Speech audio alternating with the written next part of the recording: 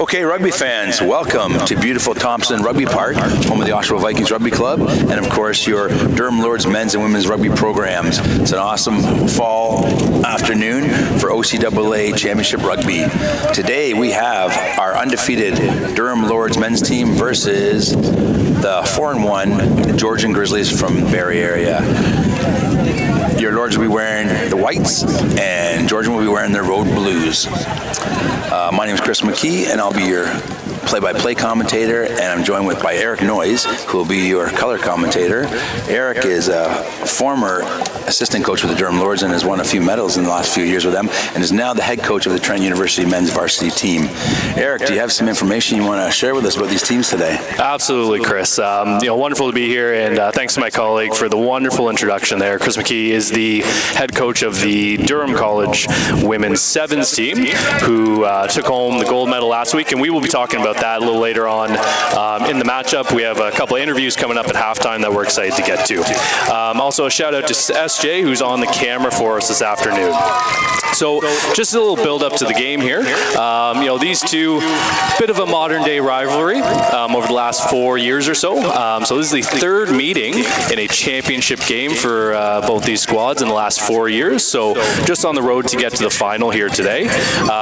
Durham finished top of the table, 4-0 record with a point differential of plus 222. So quite dominant on both sides of the ball. Georgian finishing up the regular season in second place with a 3-1 record, with their lone defeat coming to these Durham Lords in Georgian on October 15th. Durham came away with that win 45-12. Georgian's point differential was plus 92 on the year. Both teams earned a bye in the quarterfinal to get here. And then last weekend in their semifinal matchups, Durham hosted the Sheridan Bruins and took home a commanding 52-8 lead, and Georgian defeated St. Lawrence in their semifinal with a score of 34-15. We're just going to pause for our national anthems here.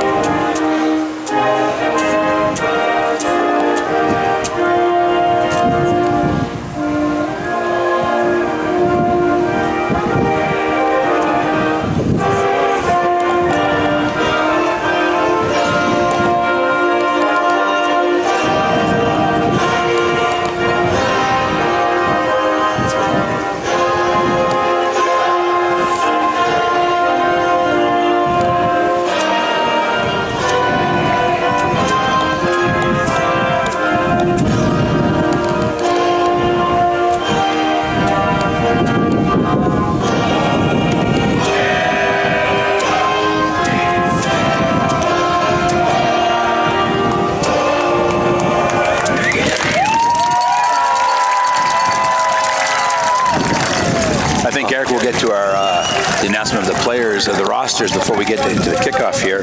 I'll start with the Georgian men. At number 2 at hooker, Jack Ahem. Number 4 prop, Chad Arkney. Number 16, Nathan Brown. Number 25, Brody Kadri.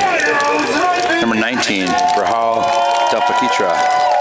Number 5, Troy Dice. Number 26, Shalika Fernando. Number 23, Glon Healy. Number 21, Ryan Irvin. Number 22, Halil Kanat. Playing 8-man, Riley Kirk. At 15, Duncan Montague. At 12, Rylan Moulton. Number 11, Ethan Phillips. Number 18, Evan Polchinski. Number 1, Jesse Putze. And number 13, Rob Reiner. Number 7 is James Rob Kennedy. Matt Triamstra will be playing 10.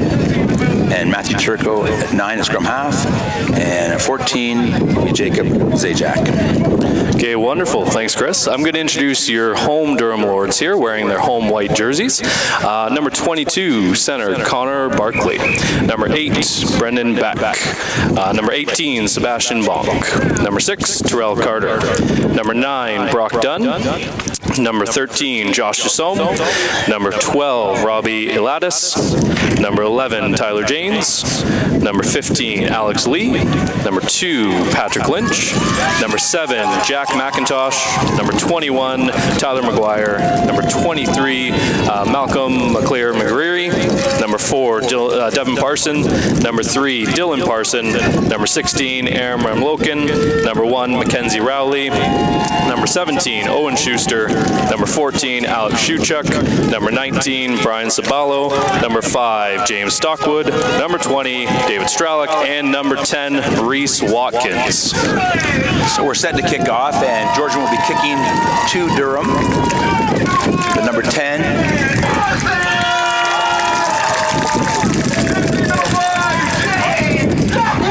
Matt Driemstra will be getting this game going. Apologies for the wind, folks. We are perched up rather high here, and the wind is blowing right at our back. So quite a windy day. Might be hard to pick up on your screen, but it is a little windy out here today. Eric, I've noticed that both these teams have very large packs, a lot of big forwards, so it could be a big battle up front today. It definitely could be. The Durham pack, absolute bunch of monsters out there. A couple highlights for their pack. Their second rows both stand about 6'6", 275 to 315 pounds, kind of in that ballpark. And their number 8, Brendan Beck, has just been a bowling ball on the field this year for them. So definitely some big meat in the forwards for Durham, and Georgian certainly the same. So it's going to be a battle of the bigs today, especially if the wind continues to pick up. And as you noticed, as you mentioned, Brendan Beck led the league in scoring this year, followed by the number 13 for Georgian, Rob Reiners. So obviously some very skilled offensive players out there today, and we'll see how that matchup goes. Absolutely. We're just waiting for the in-house commentator to finish up, and our match official today is James Fitzgerald, and he is just getting the game started here. And here we go. So not the start Georgian wanted, as that kick did not go 10, so we're going to have a Ben Elbow free kick penalty at half for the Durham Lords. So, Chris, it is a scrum option taken by Durham here. Obviously, like you mentioned, not the start Georgian wanted. The Durham scrum has been a big platform for them, so this is looking pretty optimal for them here to start. I apologize for that, Eric. I'm in my sevens mode, and I thought that was a Ben Elbow penalty. But yes, we have a scrum at center. So the Durham backline setting up 3 attackers off to the left side of the scrum, 2 out fairly wide to the right. This sets up nicely for an 8 pick if they want it. Good body position footwork, looks a little slippery out there. And it is indeed an 8-man pick by Brendan Beck. Goes to 9, Brock Dunn. Big one-up tackle by Georgian here. Keeping the feet moving, just how you teach it. Jack McIntosh taking the ball for Durham. Good tackle by the Georgian forwards there. Durham secured the ball.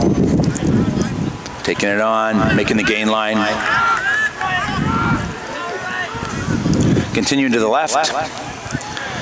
Big Jimmy Stockwood going for a run there. Dylan Parson, defenders absolutely bouncing off of him here. Great clear out. Good clean ball by Durham here in the first 5 or 6 phases. That's going to be key to this game. And Dylan Parsons' big brother, Devin Parsons, taking it on there. Georgian, some outstanding defense here. Durham has not been able to crack the Georgian defensive line and played about almost 10 phases here between the half and the 10-meter line. They just can't seem to gain any positive ground here. Oh, Brock Dunn just got smashed there in the head. Looks like he's finding his way back to the ruck. Durham back on the attack. Reese Watkins attacking a gap. It looks like a penalty against Durham to Georgian. I'm going to say probably no release in the contact there. Okay, outstanding defense. I mean, Georgian came to play today. If that's the tone setter for the match, this is going to be a defensive battle. So, definitely, as we spoke, battle of the bigs, that's going to come into play if that's the kind of defense we're going to see today. Nice high kick. And it'll be a line out to Georgian at around the 40-meter line of Durham. It's our first look at the lineup. We'll see how these teams do in the set piece.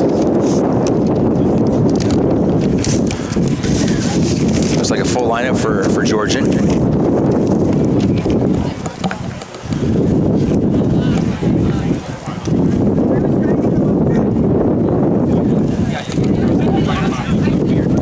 Oh, it's an overthrow. Knock advantage by Durham. Not sure if it was picked up by the official. Don't see an arm out for advantage. Okay, let's see what the Durham defense has to offer here today. And it looks, no, good job keeping the ball by Georgian. Some good step, good footwork by the number 12. Georgian looking to settle into their shape here. Great tackle by the Durham 6. Absolutely. Terrell Carter, real vicious tackler. He loves the contact piece of the game. Eric Georgian is doing a very good job of making the gain line every carry, but there's a penalty against him there for not releasing. So the Durham Lords defense up to the mark, just the same way Georgian was, and we're quick on the ball to try and poach that and create the penalty, and then turn the turnover. Tyler James to find touch for Durham. Yeah, Tyler, first year player for the Lords, had an outstanding rookie campaign with them. Actually finished the league overall third in scoring with 40 points. Product of Dumbarton High School, local high school in the area here. So he has found a ton of success with this program this year. Durham going with the 5-man line out. Their line's been outstanding all year long, and once again, they are now making the gain. There's Brendan Beck, taking people on, making the gain line, setting up for his Durham colleagues. Mackenzie Rowley coming around outside the 10. The Georgian defense, though, is set up well. They have a good fold around the ruck, good double-up tackle there. And that's going to be the key. When you have a ton of bigs in attack, defenders have to be low. They have to be willing to get stuck in. Massive Durham's got an overlap here. Let's see if they can make this work. Patrick Lynch going for a good run there. Still going. We have a Georgian player down here. They made 20 meters now off of this. Let's see what they do with it. Good little playoff 10. Referee is going to stop. So in rugby, if there's an injured player, they'll generally play on. This was a head knock, so it's probably called in by the AR. And as soon as there's a head knock, they will generally stop play right away. Safety, obviously, the number one concern on the pitch. It is an interesting call in that typically when the team with the injured player gets possession of the ball is when they blow the whistle, and that player wasn't involved in the play at all. So I'm a little curious about that whistle because Durham was on the attack. And you don't typically see the referee blow it up when the team with the injured player doesn't have possession. So that's interesting, especially when we're down around the 22 for Good to see number 15 for Georgian up to his feet. He will be leaving the field, though, to be assessed, obviously, so there's going to be a substitution for number 15. Yeah, number 15, Duncan Montague, fullback from Barrie North, third-year guy, so obviously one of their experienced guys. He will be checked out. If he's deemed that he can come back into the game, we may see him return. And Eric, that injury took place when trying to make a tackle on Patrick Lynch, who went for a nice run there and bossed him, and full marks to Duncan for getting involved there. But I think he took the full brunt of Patrick Lynch running hard at him right in the head there. So hopefully he's okay. Yeah, so in rugby, folks, for those who aren't regular viewers, so the game was stopped, so it'll be restarted with a scrum to the team that was in possession of the ball, which was Durham, roughly in the spot where the stoppage occurred. Okay, Georgian, really good body position there. There goes Brendan Beck, 8-man pick to the blind side, making some ground, keeps it alive. There goes Jack McIntosh with support. Outstanding run there, boys. Watkins to Parsons. Good double-up tackle. Down around the 7-meter line. Georgian defense. The Georgian came to play some defense today, though. This is outstanding line speed. There's a gap, and you know what? Durham Lords are going to score here. That was number 1, Mackenzie Rowley. Got a great tip ball by big Devin Parsons, who drew a couple players into him, and then Mackenzie shooting the gap there right through, almost under the post. So that should be a makeable kick for the Durham Lords kicker. Yeah. So Mackenzie, rather new to the sport of rugby, so he came on to the scene a year ago. Come from a football background, had never touched a rugby ball previously to the last fall. So he's been playing for just over a year and has really embraced it. So good on him. He's had an outstanding season. So Durham Lords open the scoring. It was back and forth for a little bit there, but the last 2 or 3 minutes or so, Durham Lords have taken the game to Georgian. Let's see how Georgian answers back. Yeah, Georgian, no stranger to the bright lights here, Chris. They've appeared in this championship game 6 years out of the last 7 years. Wow, absolutely impressive. Head coach John Daggett, he's done an outstanding job. He's turned this program around, and they have actually, this will be their 7th year, regardless win or loss today, 7th year consecutive with the medal. He's got them in the hunt every year. So Georgian, they're not going to be too concerned about an early score. They got cool heads out there. They know how to perform when the lights are on bright. John Daggett, an outstanding coach, former Rugby Ontario Coach of the Year. He's done a lot of great work up in the Barrie area and continue to do a great job here with Georgian. Yeah, Georgian fans have traveled quite well today. They definitely came out in droves to support their Grizzlies. So not too much concern over there, actually. Yeah. Big double-up tackle on Jimmy Stockwood. You can be sure that Georgian has circled him as a player that they're not going to let beat them today. How big would you say Jimmy Stockwood is, Eric? Oh, he's a monster out there. He's standing about 6'6", 6'7", about 315 pounds. And apologies, Jimmy, if I'm shorting you on a few pounds there. And he can definitely move. Oh, he's an athletic big man. He's got some sweet feet. And again, another football convert that from Bowmanville, had not touched a rugby ball. This is actually his second go-around at Durham College. He played 1 season here in 2018. Again, coming from football, first time picking up the pill, and he took to it quite well. Transferred to U of T, played football for a few seasons, and now he's back with his second go-around with the Lords. So he's been a guy who's been highlighted quite a bit this season. So we have a penalty to Durham. Looks to me like Georgian not rolling away in the tackle. Referee's having a talk with Patrick Lynch. Not rolling away is the penalty against Georgian.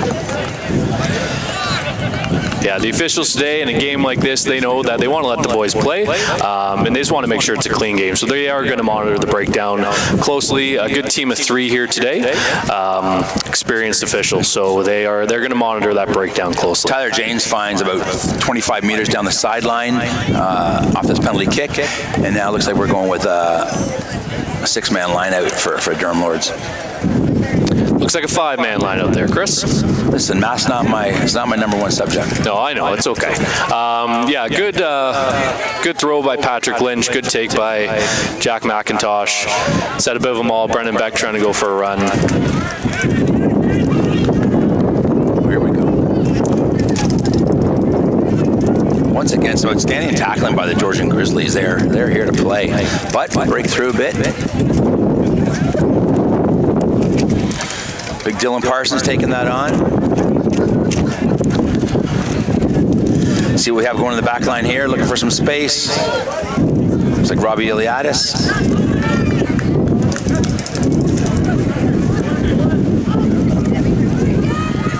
Durham just putting the phases together. Not scared to do the hard work.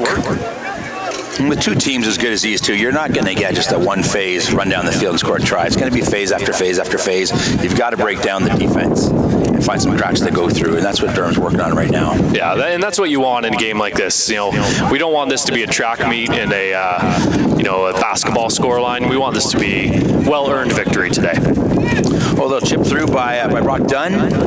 We can't get to it though, and now Georgian has possession of the ball, and they're attacking. Little overlap. Oh, right through the middle. Little chase down. Number 13 going for a run. And we have a penalty against Durham. Okay, offside is the call.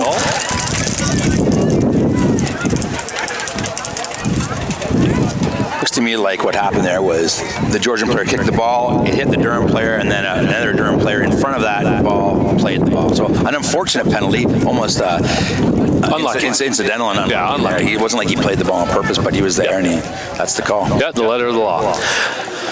It'll be Georgian line out. Yeah, these two teams know each other well. This has sort of been the modern day OCAA men's rugby rivalry over the last 4 seasons. So this is the 3rd time in 4 seasons they've met in the championship games, and they've all been stellar matchups. So so far in the first 10 minutes, I would say, Chris, we have another one on our hands here. So that was an overthrow, but ended up landing in the Georgian player's hands anyway. And Georgia in possession right now.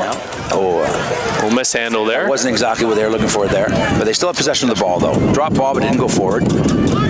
Big man for Georgian going forward here. Still with possession. Big 8-man for Georgian making the gain line. Good hard run. Released the ball back. However, the referee said he did not release the ball. Quick tap. Now a quick tap by Durham. However, they did not go through the mark apparently, so now we're going back to the penalty. Yeah, a lot of experience in this Durham squad here. Deep roster. Durham brings actually 9 players who have been part of one or both of their previous championship runs in 2018-2019, which is a ton. When we compare that to Georgian, Georgian brings in 9 players total who are not in their first year. So 9 players who are in their 2nd, 3rd, or 4th year, whereas Durham has 9 guys who've been here for a couple championship seasons. So that's experience in games like this that you're going to rely on when you start getting in the 70th minute towards that last little stretch of the game, right, Chris? Absolutely. Right at the 50, we have the Durham Lords line out. Taken cleanly. And Brendan Beck with the ball in his hand yet again. Good tackling by Georgian there. Good clear out by Durham. Oh, a sloppy ball though. Ball did not get into the hands. Being dropped a bit here. Durham under some pressure. They regrouped though. They got the ball back, organized again. Big man taking it on, but big double up great tackle. Pressure by the Georgian Grizzlies though. Yeah, it looks like, Chris, that Georgian's game plan for this game was to circle a couple of bigs for Durham and make sure that we get double up tackles on those guys. That looks how they want to play this game today. So the referee's pointed both ways. I'm trying to figure out who the penalty is for. He's having a chat here with having some chats with Patrick captains. Lynch. Yeah, this should be a warning. We shouldn't be going to the pocket this early in the game. Looks like it's against Durham.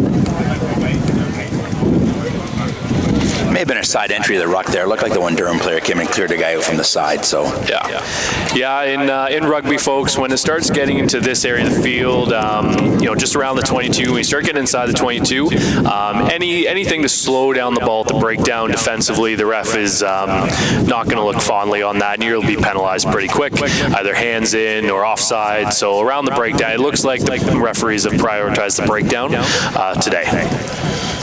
So a good kick by the 10 from Georgian, and now it's a line out for Georgian on about the 7-meter line of Durham. Durham's going to have to really shore up their defense here. Yeah, these are those moments as a team. You just buckle down and just play some hard team defense. You know individuals out there. Defense is you do it as a team. You do it as a unit. Georgian looking here to get on the board with this 7-meter line out. I'm sure they're going to maul this ball, would be my guess. It's overthrow, but they still have the ball though. Tucked it again. And not straight is the call. Okay. That's a big break for Durham actually. Yep. Durham now gets a scrum on the 5-meter, on the 15-meter, and they'll be able to hopefully win this ball and clear it out. If not, some more defensive pressure by Georgian, who've actually played a great defensive game right now. They've put a lot of pressure on Durham. Absolutely. And like I said, I think that's been Georgian's game plan all week for this game. Just the way they're playing, you can tell that prioritize that as their focus this week.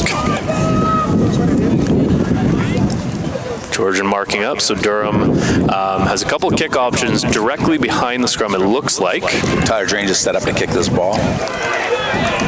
But no, Brendan Beck did pick it. Spill went back. Lost it backwards, but now we're going. Big clear out by the Durham Reese forwards. Watkins did a good job of cleaning up that ball and recycling it. Good job by Reese. Georgian looking for a kick. Kick's coming. Oh, it's a block. And through the dead ball line. Okay, so that was taken back by Durham. Block kick, so it looks like it's going to be a 5-meter scrum, I think. I think so. I think a 5-meter scrum for Georgian. Yep, that's what it is. So Georgian in an outstanding position to attack here. I mean, they're really licking their chops here. They're right by the goal line, right around the 5 meter. They're gonna have something on for sure. Yeah, this will be a move just taken right off the training pitch. This will be something that they've dialed up probably all season. This will be probably their best stuff we're about to see here. Yes, well, and we'll see how well the pack holds up for Durham. I mean, Durham's got a big pack. If they can put some pressure on Georgian, maybe they spill the ball. They need some good defensive pressure, though. Georgia Pack did a great job there of winning their ball. Very clean. That attack was a little pedestrian, though. Just handed the ball to a guy. Nothing really. They weren't really running much of anything. Yeah, I expect to see a little bit more there. With an opportunity like that, a scrum on the 5, you expect to see a little something more intricate. And let's give some credit to the Durham defense here. They're up hard, and they're taking away space and time from the Georgian attack. Another good stick there, but he's still on his feet. Yeah, big rumbling run there. I believe that was Riley Kirk playing 8. Ontario kid played Ontario U19s this past summer, so he brings a lot of pedigree to this matchup. Looks like it could be a jackal here by Durham. Nope. Georgian comes up with the ball. Georgia's doing a great job attacking the second or third man outside the breakdown. So really trying to create a soft edge defensively. Some very good sustained pressure by Georgian right now.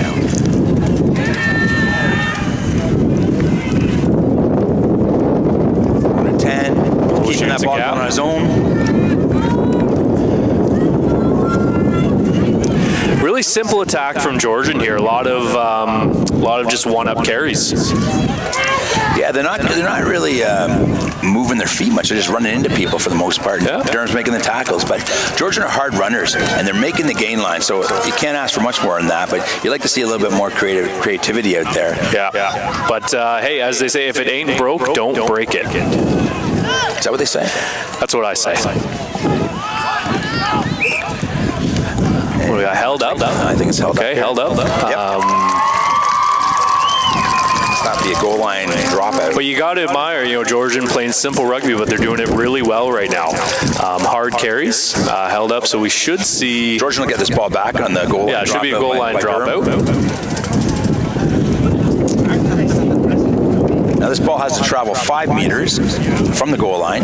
Yeah. Typically, I think Durham's going to pound this ball as deep as possible. And it cannot go straight into touch. If it goes straight into touch or out of bounds, it becomes a 5-meter line out for Georgian. So it does have to stay inbounds. Oh no, they're going back to a penalty. There was advantage playing, and they are electing for points here, it looks like. So he played it back to an original penalty. He was playing advantage for Georgian, and obviously they didn't get their advantage, didn't score there. After being held up, they're going back to the penalty, and as you said, Eric, they're going for points. They want to get themselves on the board. Yeah. The rule is, if you got points, you got to take it. Yeah, and especially a game like this, there's no game next week. These guys know, the guys who have been here before, they know how tight these games have been. The previous championship games that these two have played have been within a score of each other. So points, hard to come by, but also Durham knowing that if Georgian's electing to take the points, they know that maybe they don't back themselves to score tries this close to the goal line. So interesting the mental game that takes place with these decisions as well.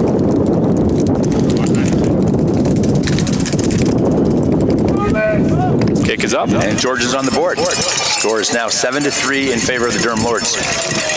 I know as a coach, my rule is if points are there, you take it. You don't worry about the mental games of what the other team might be thinking. You take points when you got points. Yeah. All right, so Durham will be kicking off here. And again, the wind has just seemed to progress just ever so slightly over the course of the first 20-25 minutes here. Seems to be blowing directly across the field and directly through my ear. Yeah, and directly into my microphone. Alex Lee on the restart. Nice and high. Outstanding restart by Alex. Contestable. Good take by Georgian.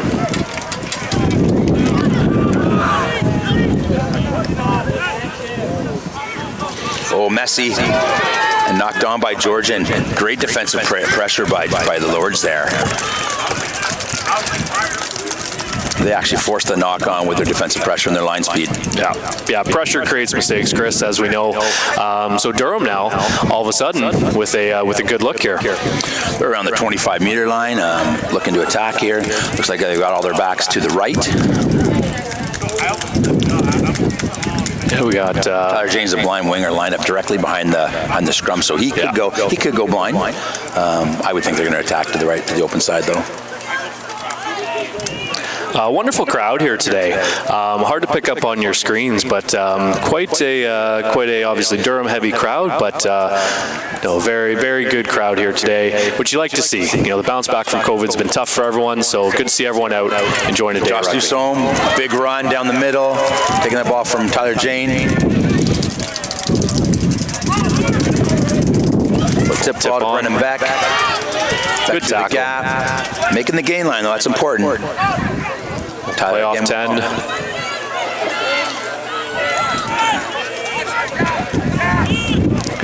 Rewind back to Terrell Carter there. Looks like it could be a poach happening here, though. No. Well, yeah, stolen by Georgian. Yeah, Carter didn't have the support there. He went into contact, and the guys just weren't there in time to ruck for him, and a really good job of stealing the ball by the Georgian player. They're going to look to clear. Whoa. Will knock messy ball. So a knock on by the Georgian player, and he got drilled at the same time. Took one right in the face.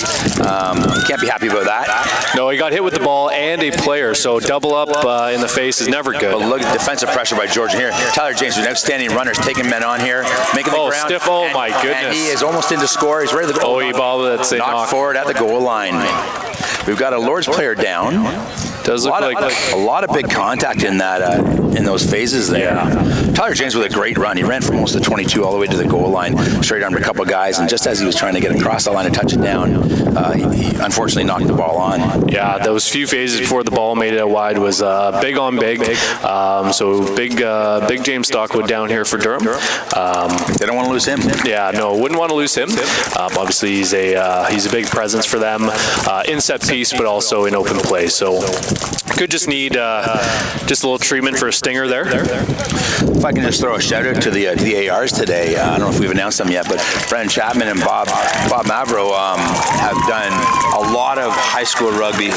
We are short of referees all around, and I know as a high school coach, I've had both those referees. They've done outstanding jobs, and they drive around, they donate their time, and they've done a great job of helping high school rugby develop in the Toronto area.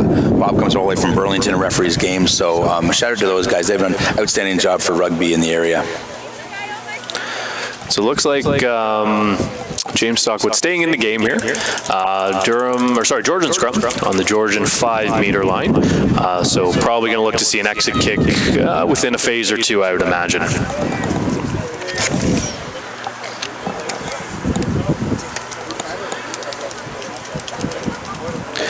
Number 9 for Georgian, Matt Turco, first-year guys. Had an outstanding season for them.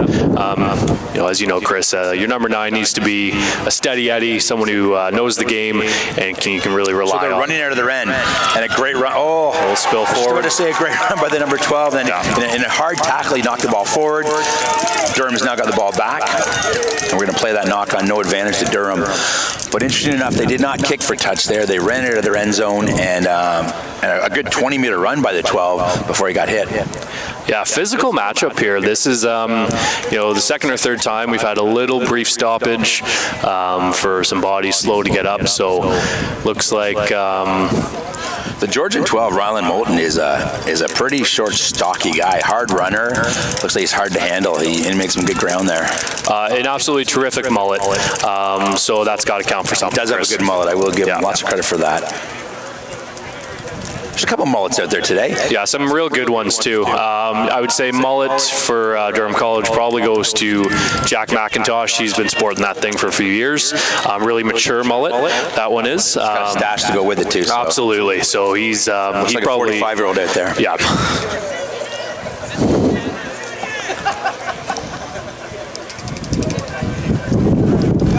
So Durham put in on about the 18-meter line. Footing looks a little slippery out there today. Yeah. Field's in great condition. Brendan back with the ball. Oh, a little out the back to Tyler. Tyler James got a good leg drive. And Durham is over the ball. That blue jersey's got a quality. He worked hard. Yeah, he worked good job well. of rolling out of there. Doesn't want to take a penalty in front of his own post. Yeah. Real good work by the 8-man to get out. Jack McIntosh. Durham knocking on the door here. Another big run. Durham doing an outstanding job of clearing out the defenders on these rucks.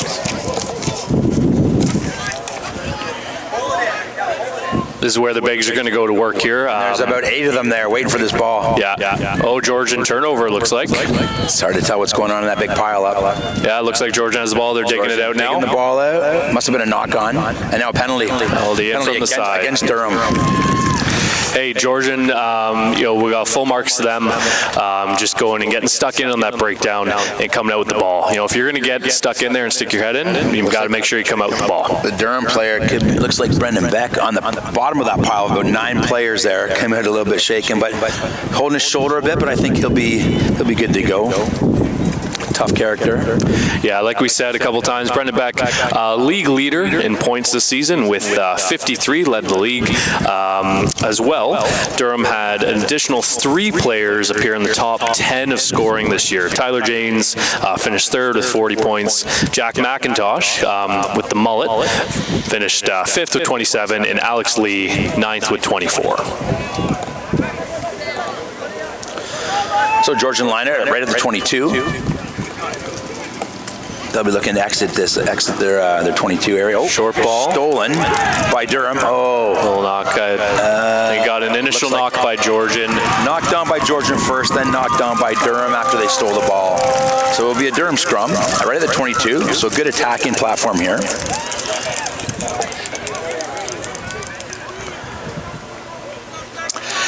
Durham had knocked that ball, and it looked like they were attacking really well there because what happens is when you lose the ball when you're on offense, you're not in a defensive line there, and it's harder to recoup really quickly. So unfortunately for Durham, but still have possession of the ball. Scrum of the 22. Same alignment in their back line as the last scrum here. Nearly the same position.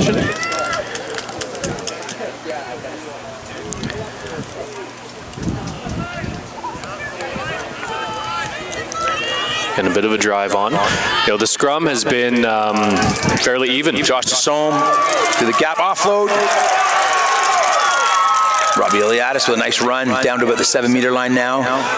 Tassom to Brendan Beck. Beck taking it on. Good tackle by Georgian. Good clear out by the Durham Lords. Attacking the near side. Robbie Eliadis. Shifty footwork. Georgian player rolling out of there. Right at the 5-meter now. Brock Dunn trying to find that ball in the mess. Knocking on the door, the Durham Lords are. There's big Dylan Parsons. Oh, a chop tackle there, right at the knees. Yeah, the bigs are just settling in. Little pick and go action happening now. Yeah. It's hard to defend. You really got to get stuck in for this kind of thing. And you got to be disciplined. A little short ball off the hip. Looks like they're maybe in. And a try awarded. The Durham Lords. That was some really precision pick and go. Some big work by the forwards there. And that last try that was set up by Brock Dunn, who wasn't a pick and go. He picked it and he gave it to one of his big men. And sometimes that's hard to defend because you're so used to just a guy doing a short pick and go where scrum half gets out there, moves a bit, and you really got to move your feet on defense there. Yeah, Brock Dunn at 9 for Durham. Experienced guy, has been here for both previous championship runs. So this is, old hat for him. Jimmy Stockwood dotted it down. But the forwards there, inside the 5, brought their lunch pails to go to work and just put it away. Brock is on the 5-year PhD plan here? Is that what's going on? I believe so. He's a brilliant kid. Obviously going through that much school, there's no way you're not going to be pretty smart by the end of it. An outstanding truck too. I'll give him credit for that as well. Yeah. Kick to come, up and through. Tyler Jane through the uprights. Scores now 14 for the Durham Lords and 3 to the Georgian Grizzlies. Again, there's something about this Georgian team. They don't look rattled. They look calm, cool, and collected. We saw what they did after the first Durham score. So I think they're confident to back themselves that they'll have their looks again over the next few minutes. Just closing out this first half. About 5 minutes left or so? Yeah, 5 or 6 minutes left. But of course, the referee's watch is the one that counts. So at halftime, Eric, you're going to do some interviews with some of the Durham Lords women gold medalists. Yes, we are looking forward to that. For those who maybe don't follow, the OCAA Women's Sevens Championship wrapped up last weekend at Loyalist College in Belleville. So we'll be speaking to some of the championship-winning Durham Lords at halftime. So Durham with the ball around their 40. Some nice run there. Big Jimmy Stockwood rambling. Makes about 7 meters in that run. Was he rumbling or rambling? A little bit of rambling, a little bit of rumbling. A little of both. Likes to mix it up a bit. Durham's doing a great job of recycling their own ball. Big overlap here. Josh. Oh, Josh takes it on. With a big run. Looking for space. This man's hard to take down. Got some big long legs for him. Off his hip. He's got some good support. And well done. Great run by Josh. Oh, a little knock. Drop. Was it a knock? Yeah, the referee's bringing it back. Unfortunately, a great run by Josh Dusome. Ran for about 30 meters there. We recycled, and then just the ball got dropped there on the pass out from the breakdown. And now it's turned into a penalty. Got to keep the discipline. We can't take a penalty and be giving the ball back to Georgian like that. Yeah, you got to cool heads in those situations. Obviously, knock on is not what you want there, but it's next task mentality. And when I say we, obviously, there's no bias there. We, in general, as rugby players, we can't talk and give penalties to the other ball. Yeah, that's one of those things. Rugby culture, we pride ourselves on. The official has the last and final word, and you accept the call.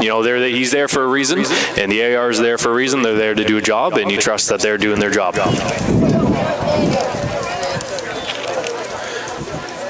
Full line out again here. And as you know, I would never question a referee's call. No, you're known for maintaining your composure in those situations. Long ball. Overthrow again. Stolen by Lords here. Patrick Lynch with the ball. Great clear out. Durham on the attack. Oh, it looks like another drop though.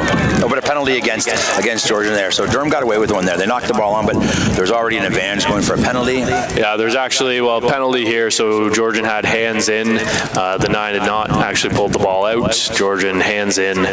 And you just can't do that, folks. It was created the knock on. Yeah, you just can't do that. So with very little time left in the first half, score 14-3, Durham has a line out on about the 38 meter line. Let's see what they can do with it. Lines have been a little shaky for both teams today. A lot of overthrows, and I'd say Durham's had the better line out so far. We'll see how it goes right now. Yeah, with the wind though and the conditions the way they are, you expect outstanding ball. Yeah, Patrick Lynch with a great throw, and here we go, rolling around the back. That's a high tackle, but it doesn't look like he's calling that.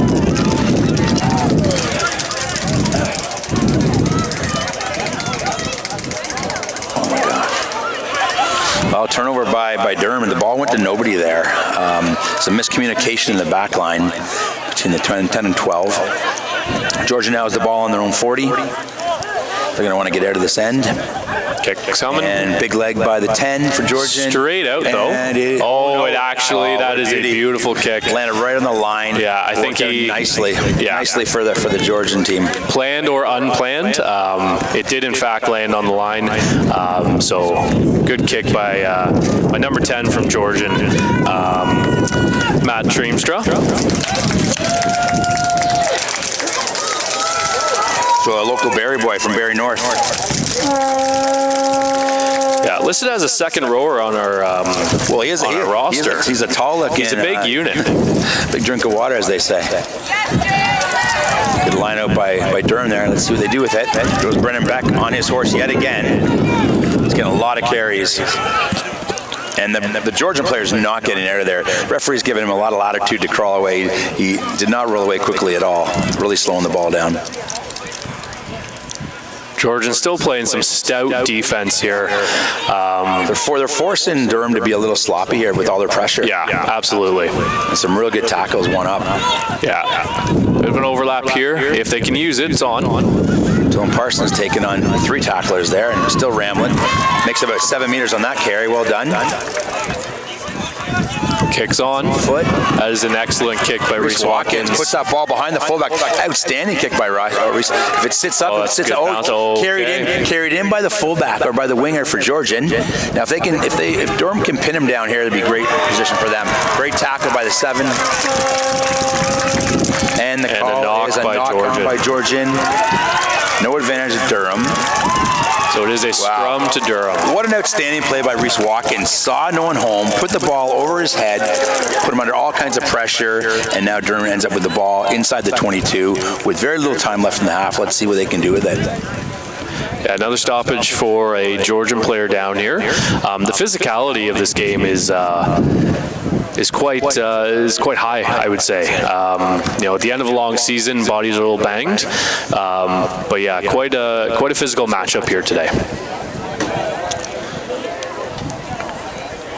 Maybe during this break, we give a nice shout out to our senior Canadian women who had an outstanding World Cup. Unfortunately, last night lost to the #1 ranked England squad, but holy smokes, what a game. Talk about physicality, the hits in that game, and some of the footwork of these athletes, they're outstanding. And what a great game by Canada. A couple bad breaks here or there, a penalty here, or a drop ball there, and they're winning that game and going on to the World Cup gold medal match. But full marks to England. They were big, they were fast, they were great in every facet of the game, and our Canadian women stood up and played one of the best games I've seen them play. So shout out to all of them. We've got some local players, Tyson Bukaboom from Uxbridge, and a former Viking junior player scored a try in that game. Julia Schell's also part of that squad. Sarah Kaljuvi from Ajax, Ontario, and a lot of local Ontario players. So great job by them, by the players and the coaching staff. And I'll tell you, watching Sophie DeGoody hold back tears trying to talk about her team and how proud she was of them, what an outstanding young woman that is. She's had so much success in her life, and what a great leader she is, and showed a lot of class last night. So hats off to that Canadian team. And good luck in the bronze medal game next week. We're back in time here. Can only be a minute or two left on the officials' watch here. The Georgian player was able to stay in the game.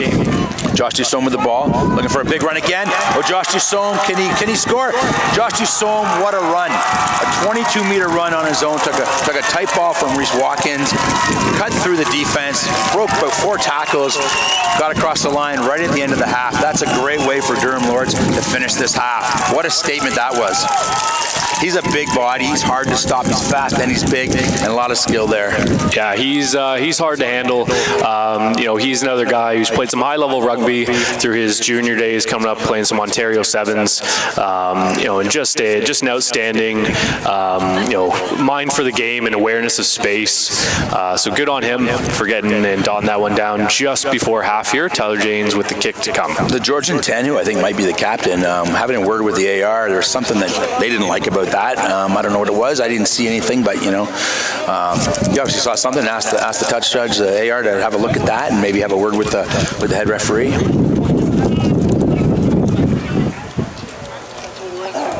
Tyler, always very calm in these situations, has a great leg on him, comes from a soccer background. Steady Eddie with the kick for sure. 21-3 for the Durham Lords, and doesn't look like it's halftime yet. Looks like maybe a few minutes left. We had a few injuries, so right carrying over a bit. We're into injury time for sure. Now the captain's having a talk with the referee, so there's something that he didn't like in that last phase of plays, but referee's saying, carry on.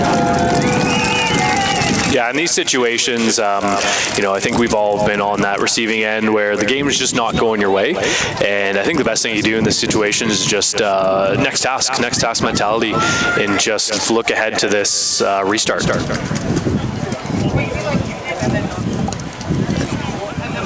That's going to go a little overcooked there. Straight out. So we're going to go back to a scrum at center. Yeah, put it too deep. Looks like Durham is electing to do scrum at center. You don't typically call for a re-kick on those. You want the possession of the ball. So yeah. Scrum at center for the Durham Lords. And I thought it was the end of the half, but maybe we're looking at another 1 or 2 minutes left. So let's see what Durham can do with the time remaining on the clock at this half. Yeah, this is kind of an area of the game that you want to make sure you end on a high going into the halfway. You don't want to give anything up here. So you just got to make sure you take care of the bill. Which way do you think they're going, Eric? They're loading up the left side to bring the defense over. I believe they're going to go to the right. Yeah, I think they're going Brendan Beck, 8-pick, 8-9 with him and Brock Dunn coming around to the right. That's been their playoff. The majority of these scrums here today. I wouldn't expect to not see it here. Alex Lee was a dynamic runner. Yeah, 9th in scoring this year, Alex Lee. Scrum was messy. The footing here, though, has not been great. The field, for the good conditions, just those soft conditions that the fall brings. It hasn't been too cold, so it hasn't firmed up really. So it's just kind of been left fairly soft. And to be fair, none of these young guys wear real rugby cleats anymore. Everyone's wearing soccer cleats and blades out there. So it's all about the flash. You don't see any of the big studs like we had in the old days. No, it's all about the flash these days. Who can wear the brightest cleats? Makes you faster. It sure does. Some of us, anyway. I don't know what you mean by that. Okay, we have a reset. Both teams look a little shaky in there. Don't like the footing. It went down again to one elbow, but he's letting him play on. Yeah. They got back up together. Oh, they are going to the left. Tricky. What are the odds that two rugby geniuses like us could both be wrong? You got to think, who called that play? Must have been Paul Connolly, the assistant coach for the Durham Lords. Big fella taking that on. It's our try score from earlier in the game. Who opened the scoring? That's a good steal. That is a great steal by Georgian. This is not what Durham wants. When you have the ball with very little time, you don't want to give away a penalty at the 50. Now, Georgian's got a chance to try and give themselves some confidence and score before the half. So they're either going to put this into touch and end the game, or end the half and regroup, or they're going to try and do something. Call a scrum. So they want to attack. Yeah, with that call there, it tells me that time is likely out. In that they're trying, whatever their best stuff is, they're going to give it to Durham right here. I think I would have kicked the ball down the field because you can't end on a penalty. I would have kicked the ball down the field and gone for a line-out down the Durham end. Yeah. Now, the fact that the Georgian line-out, I don't think they've hit a clean one all day. With the wind conditions, this is probably the safer bet. So I would like to see something. I would like to see something on here from Georgian. See what they can do before the halfway. And to be fair, their scrum is holding up quite well. It's like 8-man going to the big Riley side. Kirk. Two very good 8-men in this game who can make the gain line every time they pick the ball, both Brendan Burke and Riley Kirk. Shooting the gap there with the tip ball. Georgian over that ball cleanly. Oh, a little mishandle, but he recovered. And a little knock. That'll probably. That should be the half. And that is the halfway. Well, 21-3 at halftime for the Durham Lords. I don't think the Durham Lords coaching staff could ask for any more than this. I think they're quite pleased with us right now. They played well. Georgian has played good defense, but Durham have had more of the ball. Yeah. More of the play. Absolutely. The Lords are going to be happy going into the sheds up 21-3, and we're going to turn this. We're going to turn this over and switch gears a little bit here, and we are going to be bringing in a few moments a couple of the OCAA women's gold medal winners from last weekend, and we'll get their thoughts just on the season they had and some of their accomplishments. They had a great season, so we'll be talking to a few of them in a few minutes here once they get settled up into the booth. But just a quick analysis from the first half there. Set piece wise, I think you give the edge to the Lords. Their line out was looking a little more successful, and their scrum, bit of a toss up there. So I think the set piece at the line out anyway goes to the Lords. And an open play, the Lords I think get the nod there as well. But overall, a great game of rugby to watch. There's been a ton of good rugby to watch these last few weeks with the OUA Women's Championship wrapping up and the U Sport Women's Championship going on right now in BC. Been a ton of really good rugby going on in not just in Ontario but in the country as well. So during the halftime, probably going to see about a 10-minute break here. So we're going to bring in a few of the Women's Lords players and ask them a few questions coming up here.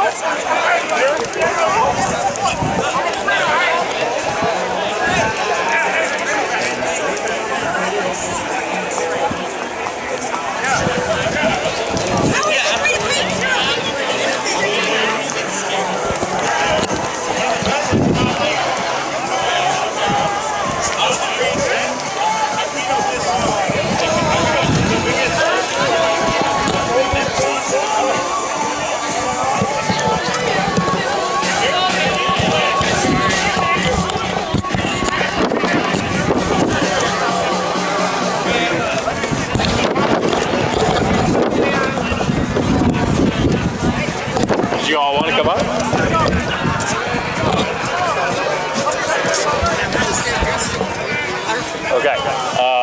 Shay, you want to go first? It doesn't really matter. You can go first. What, me? Yeah. Okay. I think the microphones are off, but I can't really. I don't know how to turn it on. Okay, I'll turn. Okay, welcome back, everyone. I'm here with Heather Buse. Heather is captain of the women's OCAA championship team, league all-star this year. So Heather, just want to ask you a couple questions. So being part of the squad last year, tough loss to Humber in the final, and then coming back this year with a perfect 20-0 season. As the leader of the team, what are some learnings you took from that Humber game that you feel you were able to apply to this season that led you to success?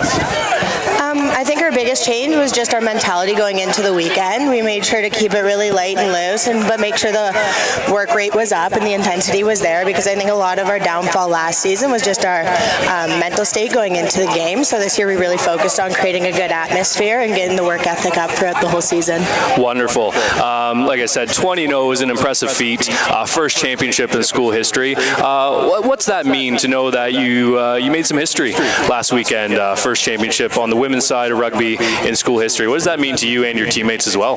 It means so much to me and my teammates, especially coming off of the hard loss last year. It made it so, it just meant so much more to us, and we were just really hungry coming out to it. So it created a fantastic memory, and it means a lot to us to be able to bring it home to the school for the first time. Yeah, wonderful. And then just wrapping up, when you look back on this 2022 season, what's going to be your best memory from the season, aside from the wins and the championship? Those bus rides. What's going to be the one moment that you look back and go, that was a real great moment from that season? Honestly, our bus ride home from Loyalist after the win, it was just such an amazing atmosphere. We were having so much fun. We karaoke'd from the start of the bus ride to the end, and it was just a really positive, fun environment with the whole team, everyone involved. It was a really good memory that I'll just cherish forever. Awesome. Thank you so much. I think we're going to flip it to one of your teammates here. So Shay's going to come on in if you want to swap the headset there. So Shay Morris is going to join us. She was the league scoring leader this year on the OCAA women's side of things. League MVP, league all-star, and championship MVP. So obviously a terrific season from Shay here. So Shay, with all the individual success you were able to find this year, what's the one thing you're going to look back on the team side of things and that you're most proud that this team was able to achieve this year? Honestly, the family that we created over this season and how close we gotten, that was something that I will always and forever cherish. I have some forever friends on this team now. Also just the motivation and the support that we all bring to each other. We've had some pretty rough times battling injuries, life, and we really pulled together and showed each other love, and that's really what brought us all the way through. Yeah, awesome. Of course, family being incredibly important. So when you reflect on this 2022 season, aside from the wins and all the individual accomplishments you had this year, what's going to be the one thing that 5-10 years from now you're going to look back and tell a story about teammates or what's the one thing that you're going to look back and say that was a great part of 2022? I honestly think just that moment and the last whistle blow of the championship game, that was an unreal feeling. It kind of, all of it came together and all of it ended up being so worth it. And that last whistle blow, hearing that kind of reality setting in that we really did it, that's going to be something that I can look back in 5 years and always be able to smile about. Awesome. Well, I can definitely say, you're able to create a little bit of history, bringing the first championship home to Durham College on the women's side of rugby. So I know just from myself watching and a lot of people I've talked to, we were very excited to watch your team pulled away. So thank you for joining us today. Thank you so much.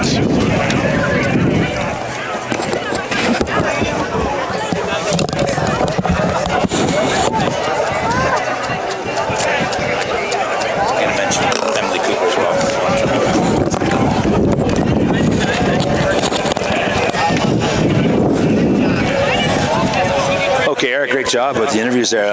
Two of the most outstanding players for the Durham Lords women's sevens team. Someone else I just saw in the crowd who we didn't interview, Emily Cooper, who was a rookie this year, won Rookie of the Year, scored an unprecedented 34 tries. Just an outrageous offensive player for the Durham Lords, hailing from Guelph, Ontario, and she's played some really good sevens rugby. We played for Ontario in the Canada Summer Games, and just a weapon all the time, always a threat to score.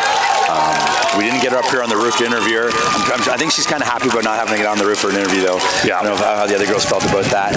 One thing I wanted to make a note of is when we're talking to some of these players, obviously most community colleges are local, right? So a lot of the students come from local areas. Now, having a look at the Durham Lords roster, I get 90% of the players on this Durham team are actually from the Durham region and have come out of a really strong LASA association. So the high school rugby in this area has been so strong for so long with the Uxbridge, the Dumbartons, the Eastdales, Henry Streets. It just goes on and on. The number of players that come out of this area.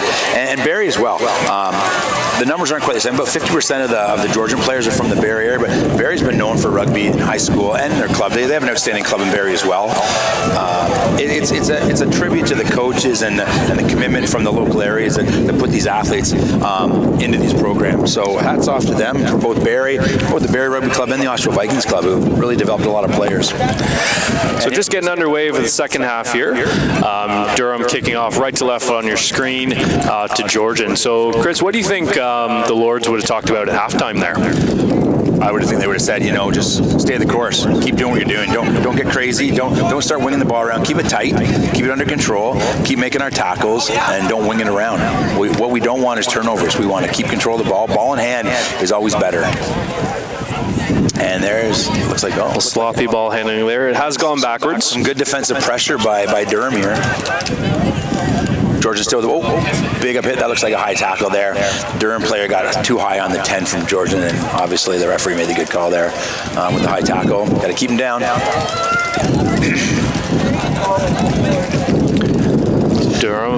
Georgian looking to kick this ball into touch. Into the wind. Again, the wind has not died down whatsoever. It comes off the side of the foot. Does not find touch. And there goes Alex Lee, who's always a threat.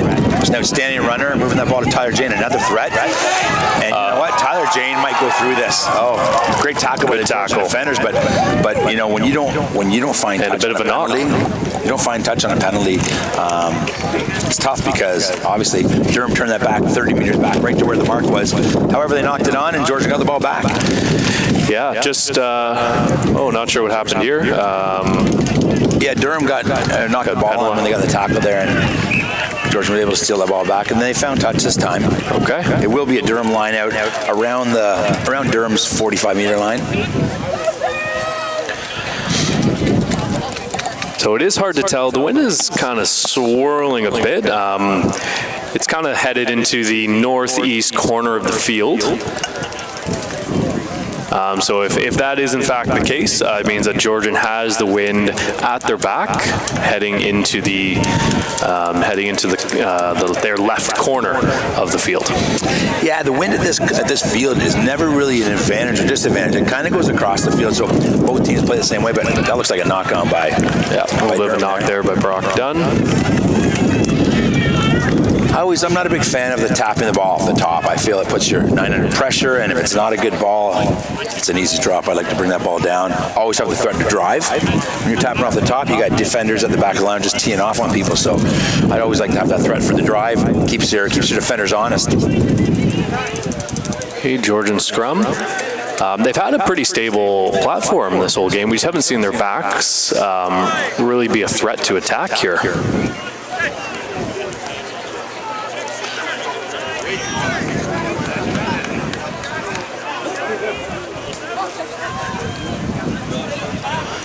Comes 13. Well, good run there.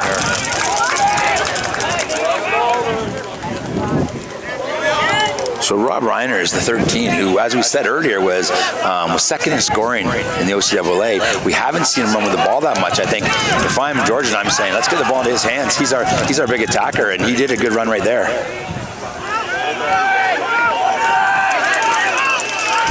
Well, Durham's got to roll out of there. Oh, big 5-on-2. Massive overlap here. Oh, very well done by Georgian if they can handle. They just threw the ball at them. So, Yeah. you know, it's funny. Sometimes you got that 5-on-1 or 5-on-2, and you've got so much space and so many players. You don't know what to do with it. And what they did there is they actually turned a 5-on-2 into a 2-on-2 and then put the ball into touch. Yeah.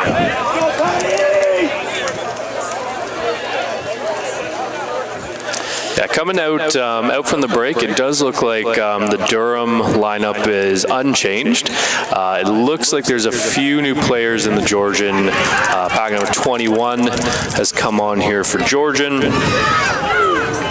And number 16, Nathan Brown, has also come on for Georgian. Number 19, Rahal Delpitra. Yeah, now he's been on all game. He has been their starting prop. I guess that's a jersey sizing issue, perhaps, because he's a monster out there. Trying to throw the commentators off. Yeah. Well, at least one of us, anyway. Little gamesmanship by Georgian. Yep.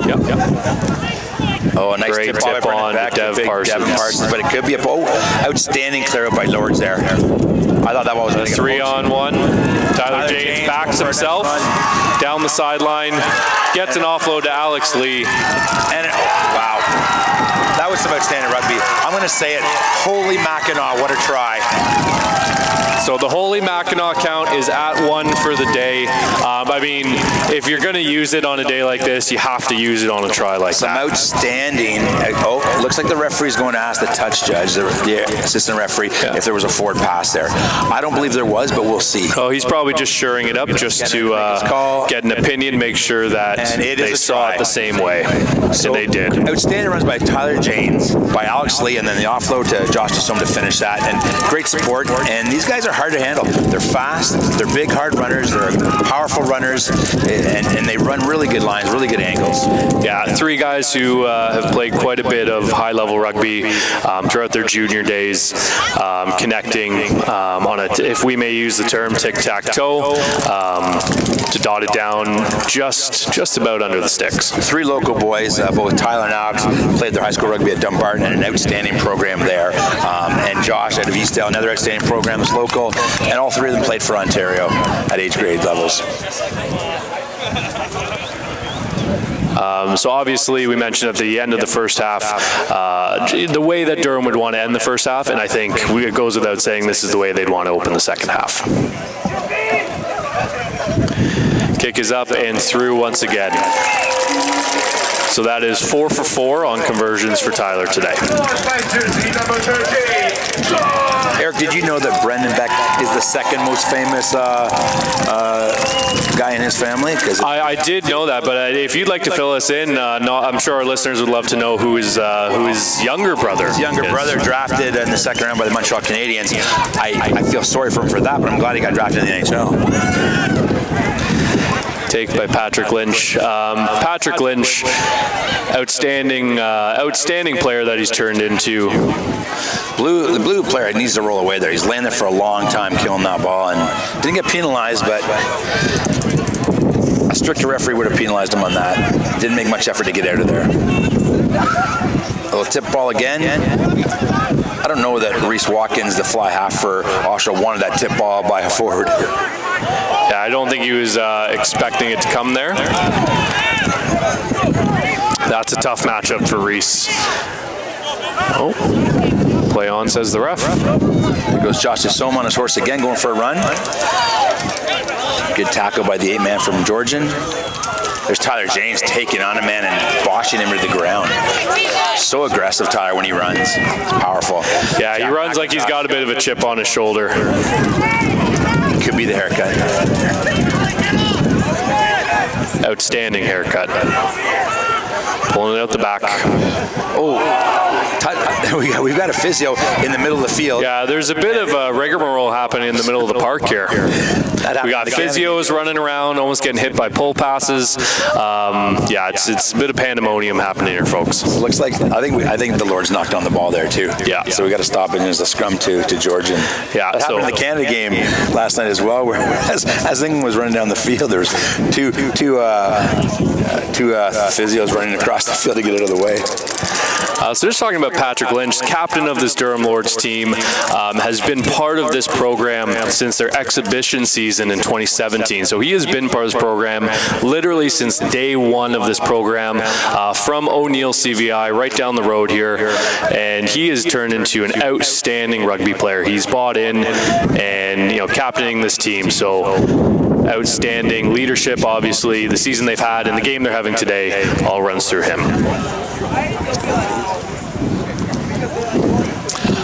So scrum reset. The footing just doesn't look sure for either team out there. Looks like they're rather frustrated. They can't seem to dig in with the cleats. Patrick Lynch, also a great leader. I believe he's part of the Oshawa Vikings mixed abilities team that went to Ireland to compete, and just a class act and a great gentleman. So Georgian ball on the put-in. Backs seem to be lining up a variation of the same attack structure and a swap structure. So 13 probably coming on a tight line. There he is. Hard running 12, makes some ground there. A little bit of a side entry from 13. Oh! Wow. Jack McIntosh absolutely destroyed the poor 11 from.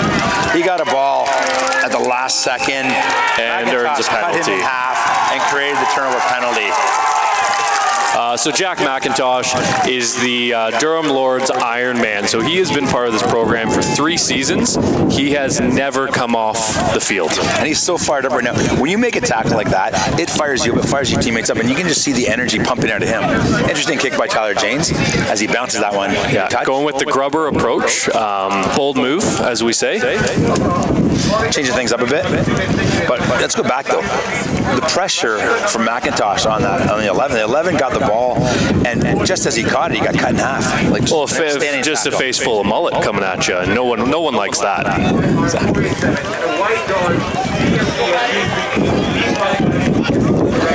And great lineup by Jack as well. Look out. Brendan Beck is on his horse again, making ground, still rambling, still rolling. An offload. Yeah, he leads the league in tries for obvious reasons. He's a powerful runner of the ball. A little forward pass there, looking to give the offload to Tyler. It was on. It was just a little miscue with the timing.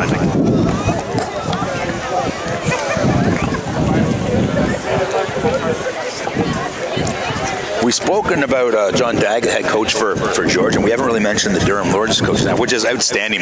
Johnny Watkins has been at the helm of this team since their inception 4 years ago. This past year, Johnny Watkins was voted by the Ontario Coaches Association as Coach of the Year. He spearheaded the Mixed Abilities program at the Oshawa Vikings, first program of mixed abilities in Canada, and he took the team over to Ireland to represent Canada at the Mixed Abilities World Cup. And he's such an ambassador to rugby in general. And, we have to mention that Mixed Abilities World Cup finishing second, losing the championship game as well. And I do believe about 5 of these Durham Lords players were part of that team in Ireland. Absolutely. A bit of a mishandle by Georgian there. Durham looking to take advantage. I think that's been a big storyline of this game is Georgian mistakes, unfortunately, has left them in a few sticky situations.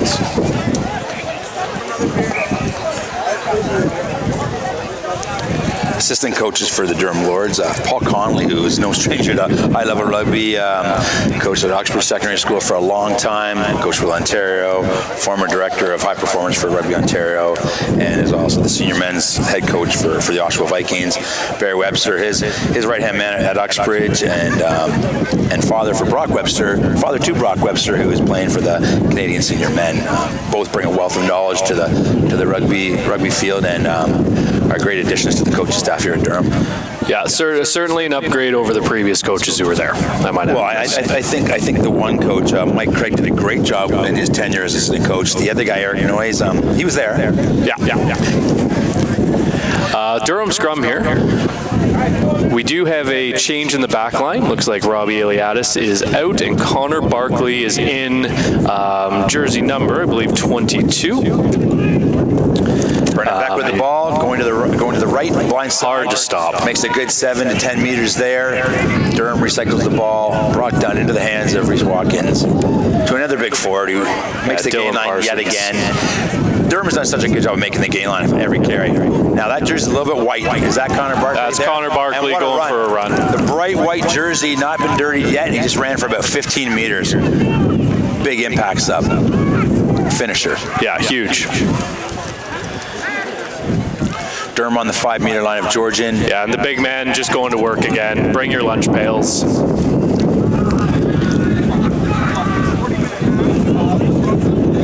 Picking and going. Trying to draw that Georgian defense in tight so they can move the ball out wide, but there's picking and going, and it's so hard to stop. There it is there. Tyler James, step back steps, good tackling, good defensive line speed by the Georgian Grizzlies there.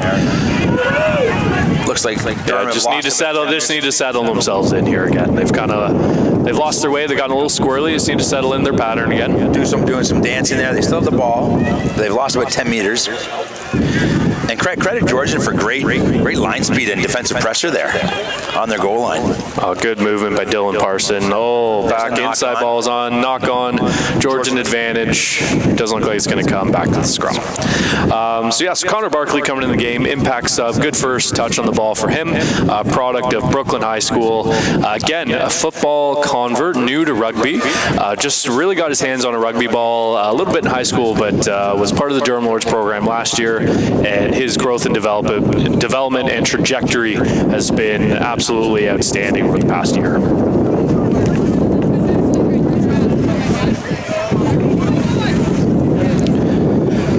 Yeah, looks like a bit of a stoppage. You mentioned the crowd earlier. It's good to see so many rugby people. I mean, being part of the rugby community, we know a lot of these individuals, and you look around the crowd and recognize so many faces from the Ajax Wanderers, from the Brock Rugby Club, from the Oshawa Vikings Club, obviously, people coming in from Coburg, and then of course Barrie has got a rich rugby tradition, so a lot of fans from Barrie made their way down here with the Georgian Grizzlies flag flying there, and yeah, it's great to see so many. Fall rugby's outstanding. I mean, the weather's great. You get to watch some great rugby, and here we are on Championship Day.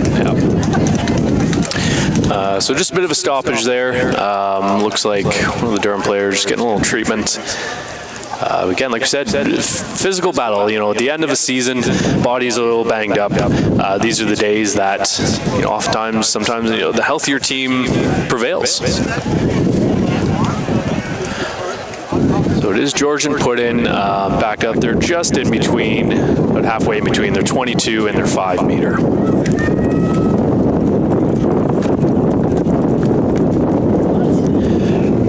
If you can pick up the wind there, it's starting to howl pretty good. I don't know if they can even hear us on air anymore. Yeah, we could just be talking to each other here.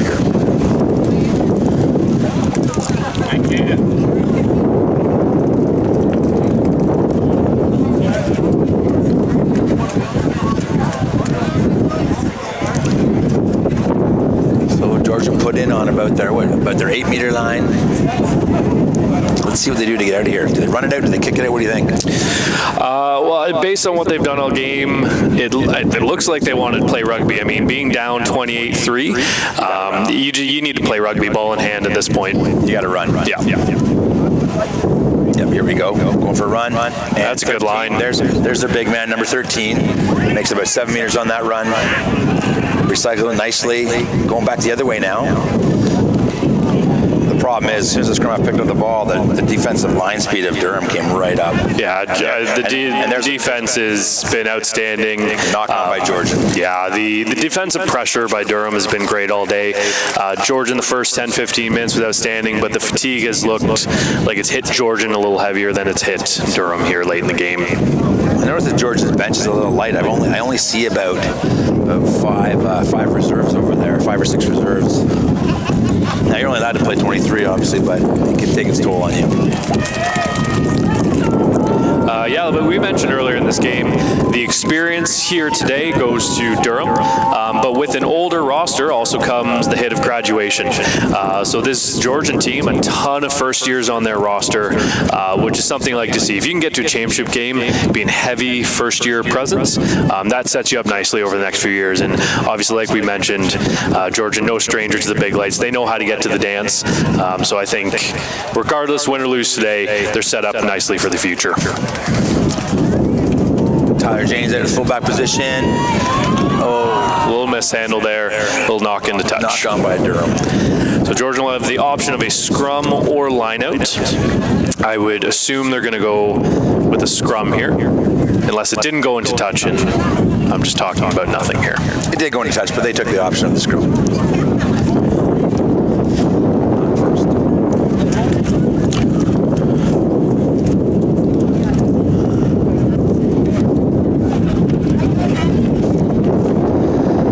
So it is Georgian scrum.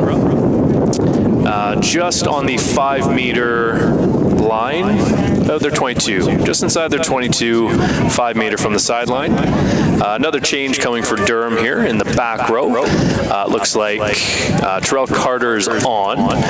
We're just going to try to figure out who has been taken off for.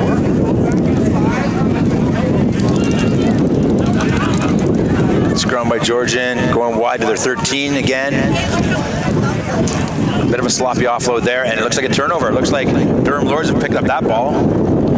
Trying to do a bit of a sunny build there, and it got swatted around a bit. Inside ball to Brendan Beck. Just taking on bodies. He's hard to handle, man. Durham Lords trying to solidify this ball, getting organized here. They're in a great attacking position right now.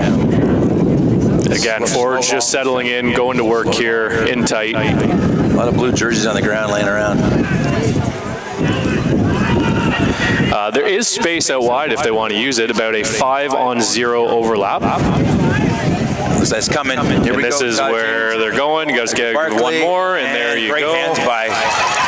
You call forward pass? Forward. Unlucky. Forward pass. Unlucky. There was a big overlap there. They're going in to score there if that pass wasn't forward.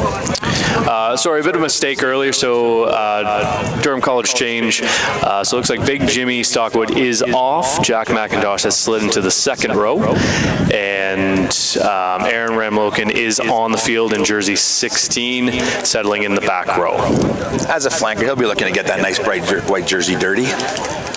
Should be making some tackles pretty soon. Yeah. Aaron, another guy who's been part of this program for quite a few years, has been around since the previous championship runs of 2018 and 2019. So here's a guy who brings a ton of experience to this lineup.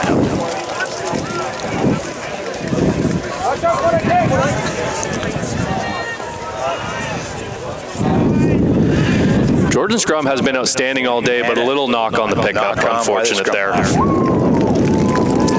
So now Durham Lords, once again, a great platform to attack from. They've got a scrum around the 6-meter line of Georgian. This will be hard to handle. Yeah.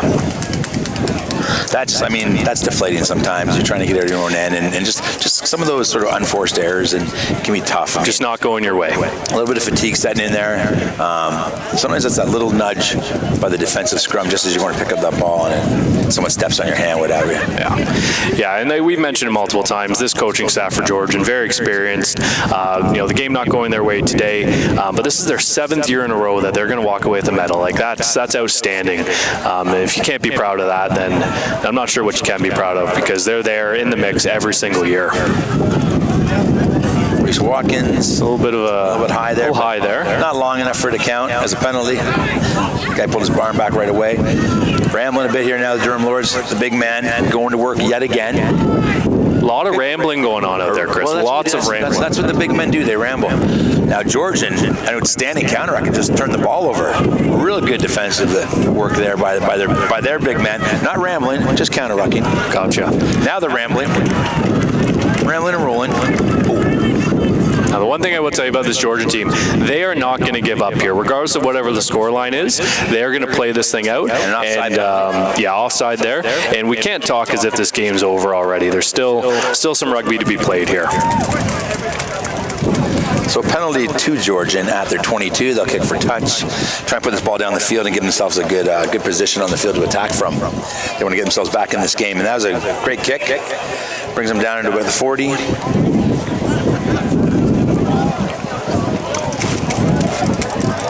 Yeah, so it does look like Durham is starting to roll some of their impact players onto the field here. We call those finishers, Eric?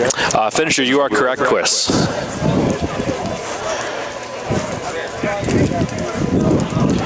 I learned that last night watching the Canada-England game. See, don't anyone tell you you're never too old to learn, folks. Great lineup by Georgian there. Very well done. Good tip on. 12. Here's a run. 12 is a good runner for Georgian. He's made ground every time he's carried that ball, and he made some good ground there as well. I mean, a big man with a mullet, it's hard to handle. It's impressive, really. He's got the mustache to go with it. He's an impressive stature out there. Let's see what they can do here. They got some of their finishers on the field as well. They want to make their mark. This guy is going hard here. I can't see his number, but number 20 perhaps. Yeah, we're doing our best trying to get you numbers here. 12 with the ball yet again. Yeah, 12 going for a ramble, I think. Keeping the legs going. Yeah. Good work by him. They have space. They're coming right here. Lord's player's got to roll out of there. He's just got a penalty now for not rolling away. Terrell Carter, big tackle. Now, a big steal. Coming back to advantage here. Big steal by the Lord's winger. However, the penalty already happened. Relax. He's got to relax. He doesn't want to take another penalty. Just give him the ball and walk away. Hey, little how you doing? Keep it moving. And now 13 just punched Tyler James in the top of the head. I don't know. The touch was right there watching. There was no real need for any of that. No. A little bit of frustration by 13, I think. Now the Lord's 14 was maybe getting a little over the top there. The whistle had gone. He was getting a little high strung, and there's some tempers flare a little bit. They gotta show the discipline, keep it calm. Gonna have a talk. Ref's gonna have a talk with the touch judge here and find out what happened over here. We could tell him because we had a good view. Yeah, outstanding view up here. The sun is coming out. Beautiful day. It is November, right? Oh, it's outstanding today. So if you are looking for more rugby to tune into, the U Sports Women's National Championship is going on right now in Victoria. The games have been absolutely outstanding. If you're listening, if you watched the Queens UVic quarterfinal game, and I know you did, Chris, outstanding game of rugby. Oh, both, and then the other game with Guelph and UBC. Absolutely. Right to both games right to the wire. A lot of local talent. We're very proud around this area. Obviously, there's a bunch of Oshawa Vikings playing. I know the Aurora Barbs are quite proud about their local players. We've got Maddie Thompson, Kira Alvarez, and Riley Rakowski playing. Riley Rakowski started for the Queens Gales. They're in the final. The final goes tomorrow. Queens and Laval, with Guelph and Ottawa squaring off in the bronze. So just give a shout out to the Vikings contingent out in BC, supporting not just our Vikings girls, but Queens University. They travel well, that group. They did not drive the Winnebago all the way, though. I don't think so. I think it's still parked in Uxbridge. Big shout out to Kennedy Feasby, who was player of the match in their game against Laval. They lost, but she's an outstanding player all the time. Another local product, Oshawa Viking player for Guelph. Big steal. I'm going to call a knock. Tough call, that one, I think. A little hard done by there, Jack McIntosh.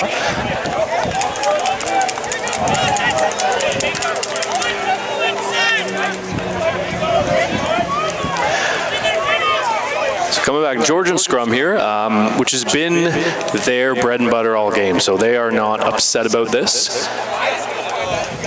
Georgian at this point, they may want to hurry their setup along here to get ball in play.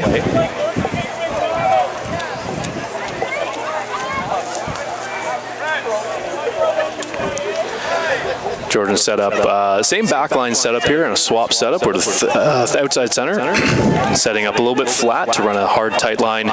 12 will loop around the back. Good angle by 13. That's a great line. He's going to score a try. Absolutely phenomenal line. 13, big hard runner. He ran a nice line there, went right through the gap. Great play by 10 to get the ball into their best runner's hands. One of the Georgian players kind of put his arms out like, we do this all the time. Clearly they haven't done enough today. Yeah, so I don't know that he was involved in that play at all, but he was quite pleased with himself. Yeah, so 13 Georgian there. Rob Reiners, are we getting that correct? He was second in scoring this year, 52 points, just a point behind Brendan Beck. But obviously, I mean, if he's been running lines like that all year, no wonder he's accumulated a high point total. Durham's going to have to be careful to not get complacent. There's probably a good 15 minutes left to go in this game, and they've just given a spark of life to Georgian.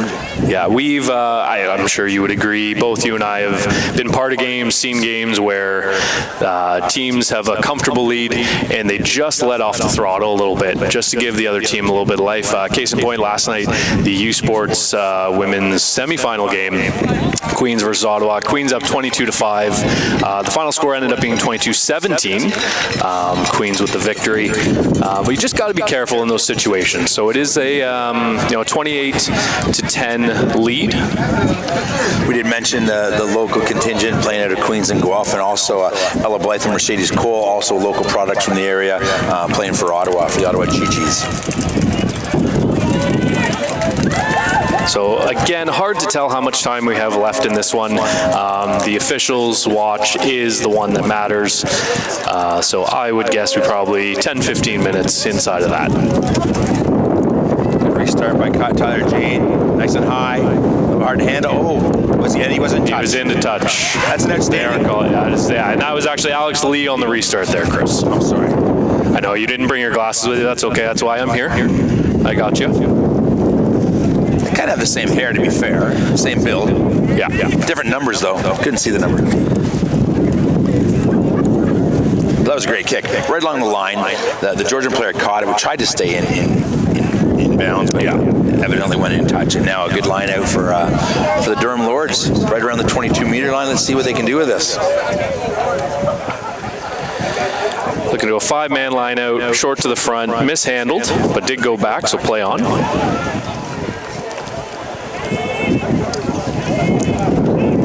Brendan back, making the gain line yet again today. He only knows one speed, whereas the first minute of the game, or the 71st minute, he knows one speed. Alex Lee with the ball now, Eric. Nice tip ball to big. Parson to Parson there. Little brotherly love, sharing the ball. And he didn't tip it to himself. A pair of brothers suiting up for Durham here today. The pride of Caesarea. Absolute monsters. They breed them big. Devin Parsons is one of the best anglers in the area. So I've been told. When you grow up in Caesarea, you have to be an angler. Non-negotiable. Growing up on Lake Scugog. There he is again, the big man making gains. Georgian defense, though, still playing hard. One-up tackles all across the pitch. A little missed ball there. Mishandled Connor Barkley. All these players are proud athletes, so no one's going to quit in this game. They're going to go hard till the final whistle. And that's what you want to see in a championship game. Like we said, Georgia knows what it means to play in these games. More defensive pressure. A little knock advantage for Durham here. Oh, out the ball, lovely. Nice offload by Alex Lee. Looks like we got a hamstring pull out there, or a calf cramp.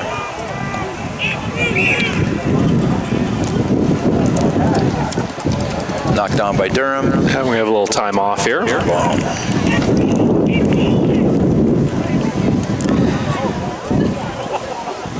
Eric, do you know what time the U Sport final goes on Sunday? I believe the gold medal game is a 6 p.m. Eastern kickoff. That'll be a huge match between Queens, last year's champion, and Laval, who are a perennial powerhouse themselves. Laval's had a massive year this year. Yeah, Queen's a young team, but tons of talent in that lineup. I think it's going to be a huge matchup tomorrow night. So that goes tomorrow. Tune in to CBC, 6 p.m. Eastern. Yeah, a little cramping going on.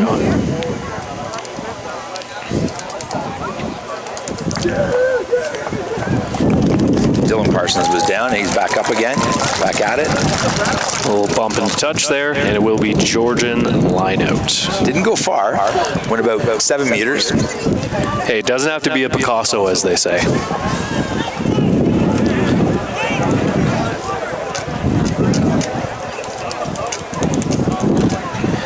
Georgian has been going with the full 7 most of the game. Looks like they have a few out on this one. 5-man, perhaps. Durham up early there, but looks like the referee's going to. Yeah, I didn't like the channel. Didn't like the channel there. So that will be the one warning. If there is an infringement again, there'll probably be a bent arm to Georgian. You don't see a lot of the officials calling the up early anymore. It seems people go up and down at their will. So.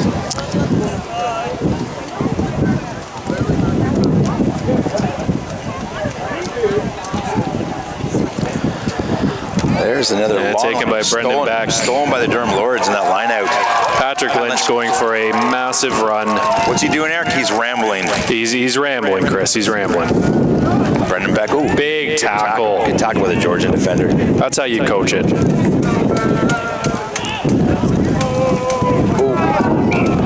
Yeah, getting a little sloppy out there right now. Great steal by the Durham Lords in the lineup, but then they weren't able to produce anything with it. They kind of threw the ball around a bit. Absolutely. And if you're Durham, you are not unhappy about slowing the game down, a few reset scrums. We do have a player coming on for Durham, number 23, Big Malcolm, coming on for... Who's he taking off? Mackenzie. Okay. So Malcolm, again, another local boy from Ajax. Absolute monster unit. Big man with big skill. And outstanding hair. Absolutely. So he really does have the holy trinity of Durham Lords rugby player. So you're saying that we couldn't be part of that group if we played for the Durham Lords because we don't have the hair? Indebatably, the skill. The size is there, though. I don't know about debatably. I think that's pretty obvious. Yeah. Oh, that is a knock-on every day of the week, unfortunately. Georgia, they just can't seem to get anything going. And in a game like this, you just want to be able to link some phases. They were able to do it early in the game, but now just they can't seem to get their timing and their continuity, if I may use such a word, together. You just learned that word today. I did. You taught it to me. I do have a vast lexicon.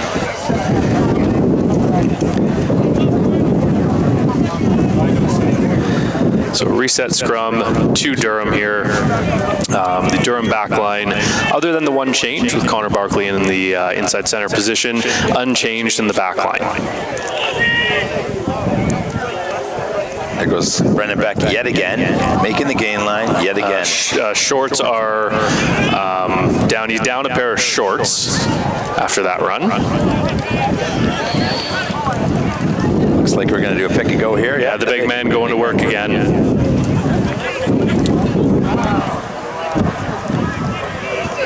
Malcolm with his first touch of the day, making the gain line. Reese a little chip, cheeky little chip in behind. Reese Watkins, little chip in behind them. Unfortunately, it bounced into the fullback's hands. Yeah, dotted down. But hey, why? A little advantage, though, coming back for an advantage. And that's why you kicked that ball, right? Yeah. He knew he had the advantage. Really wise play by Reese. He knew he had the advantage anyway, so you might as well kick it through and see what happens with it. Yeah, and Reese, the starting fly half for Durham, has been part of this program for I believe, his fourth season. So he knows what it means to play in these big games. Looks like the tee is coming out. And of course, at this stage of the game, late in the game, points are on offer, and it just eats some time off the clock, squeaking towards that 80-minute mark. To be clear, this is not Durham trying to run the score by taking points. This is trying to run the clock down, trying to preserve yourselves. Because if they were to do a line out and drive them all in and score a try, that would be kind of piling on points. This is more or less, let's run the clock down, take these points, and let's get out of this and maybe go celebrate a bit. Yeah, kick is up and through. Tyler Janes, perfect day from the tee so far. And like we say, he's been sure-footed all year, soccer background. Time-wise, we got to be within probably nearing the 5 minutes, I would imagine.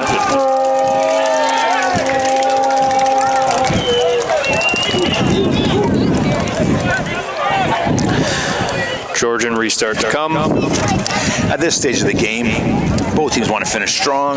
They want to stay safe, keep everything cool and disciplined, and go ahead knowing that you've played a real strong game individually. Yeah, absolutely. So 3 players coming on for the Durham Lords. David Stralick, That's gotta be Tyler McGuire coming on the field, as well as Brian Sabola. When the substitutions happen, you start to lose a little bit of continuity. That ball that was kicked off there should have been caught in the air.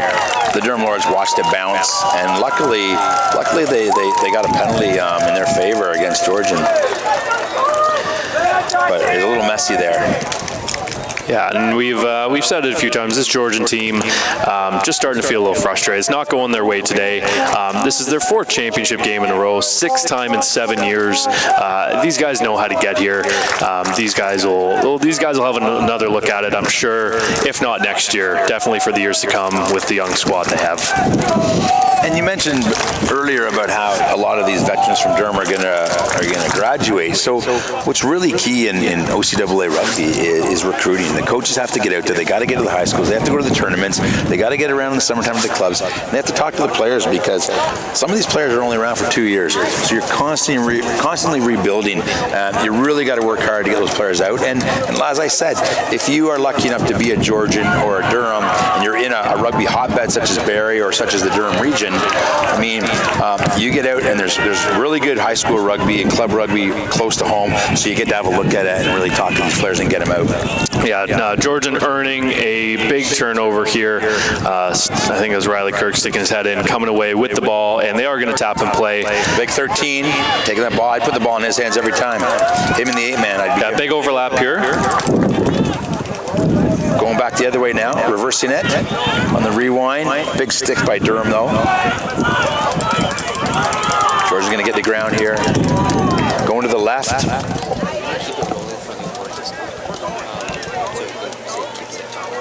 I recognize the 2 in the scrum cap from last year. He's a very solid player for Georgian. Obviously one of their team leaders. Yeah, Georgian, we've said it a few times. No quitting these guys. They're going hard, right to the end. Yeah, tough kids here. They're going to want to score before the end of this game, and they're making ground every time they carry. That's a massive tackle. Except for that time. Yeah. That's standing stick there. Yeah. I was just about to say they're making ground every time, and smashed. Yeah. Brendan Beck, outstanding game from Brendan Beck. When the awards do come down, I would not be surprised if he earns a Player of the Game look. And I mean, you got to think maybe. I don't want to jinx it, but you got to think maybe league MVP with his season he's had, leading the team in leading the league in scoring, and just been such a leader and such a powerful runner. Game in and game out, he's been a dominant player in the league. Yeah, we have not come down with the OCAA men's awards yet. But certainly he's going to be in contention for that award. A couple players down, and late in the game, you just you hope that we get this game nice and clean and everyone's healthy after this thing. I don't know who does the voting in the men's, but I'll tell you, if they're watching this game, there's no doubt that Brendan Beck is the MVP of this league. Yeah, he's had an outstanding day today, so it can only be a few minutes left in this one. We are going to go to a Georgian scrum here. Let's see if Georgian can get something going here and score before the end of this game. I think that'd be a nice way for them to finish off. Obviously, they're not going to be happy with the loss, but if they can finish on a strong note scoring, that's a good way to finish up your season. And as you said before, no quit, and they've worked hard the entire game. And a very young squad, as you mentioned earlier as well. I believe there are 8 players from the Durham Lords who played First Division men's rugby this summer, so that's the kind of experience they bring to the table. Yeah. We'll have a reset here.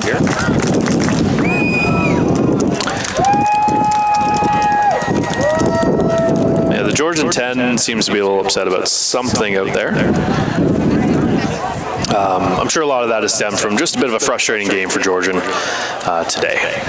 He's doing a little chirping, and the 8-man's asking him to just pump the brakes a little bit. Let's just play rugby.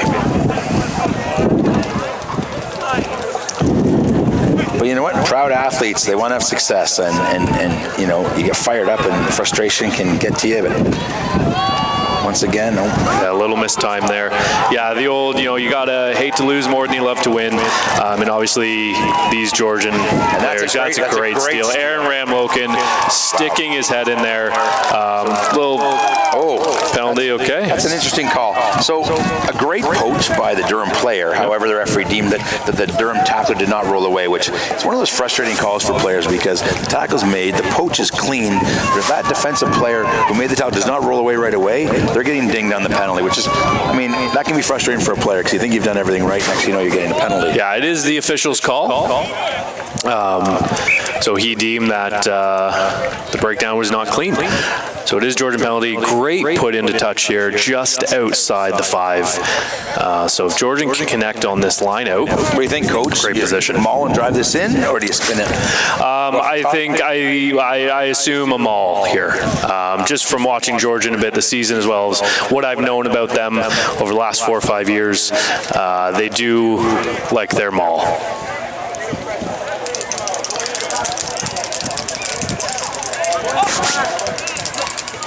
Oh, what a Just steal not by Durham. clean.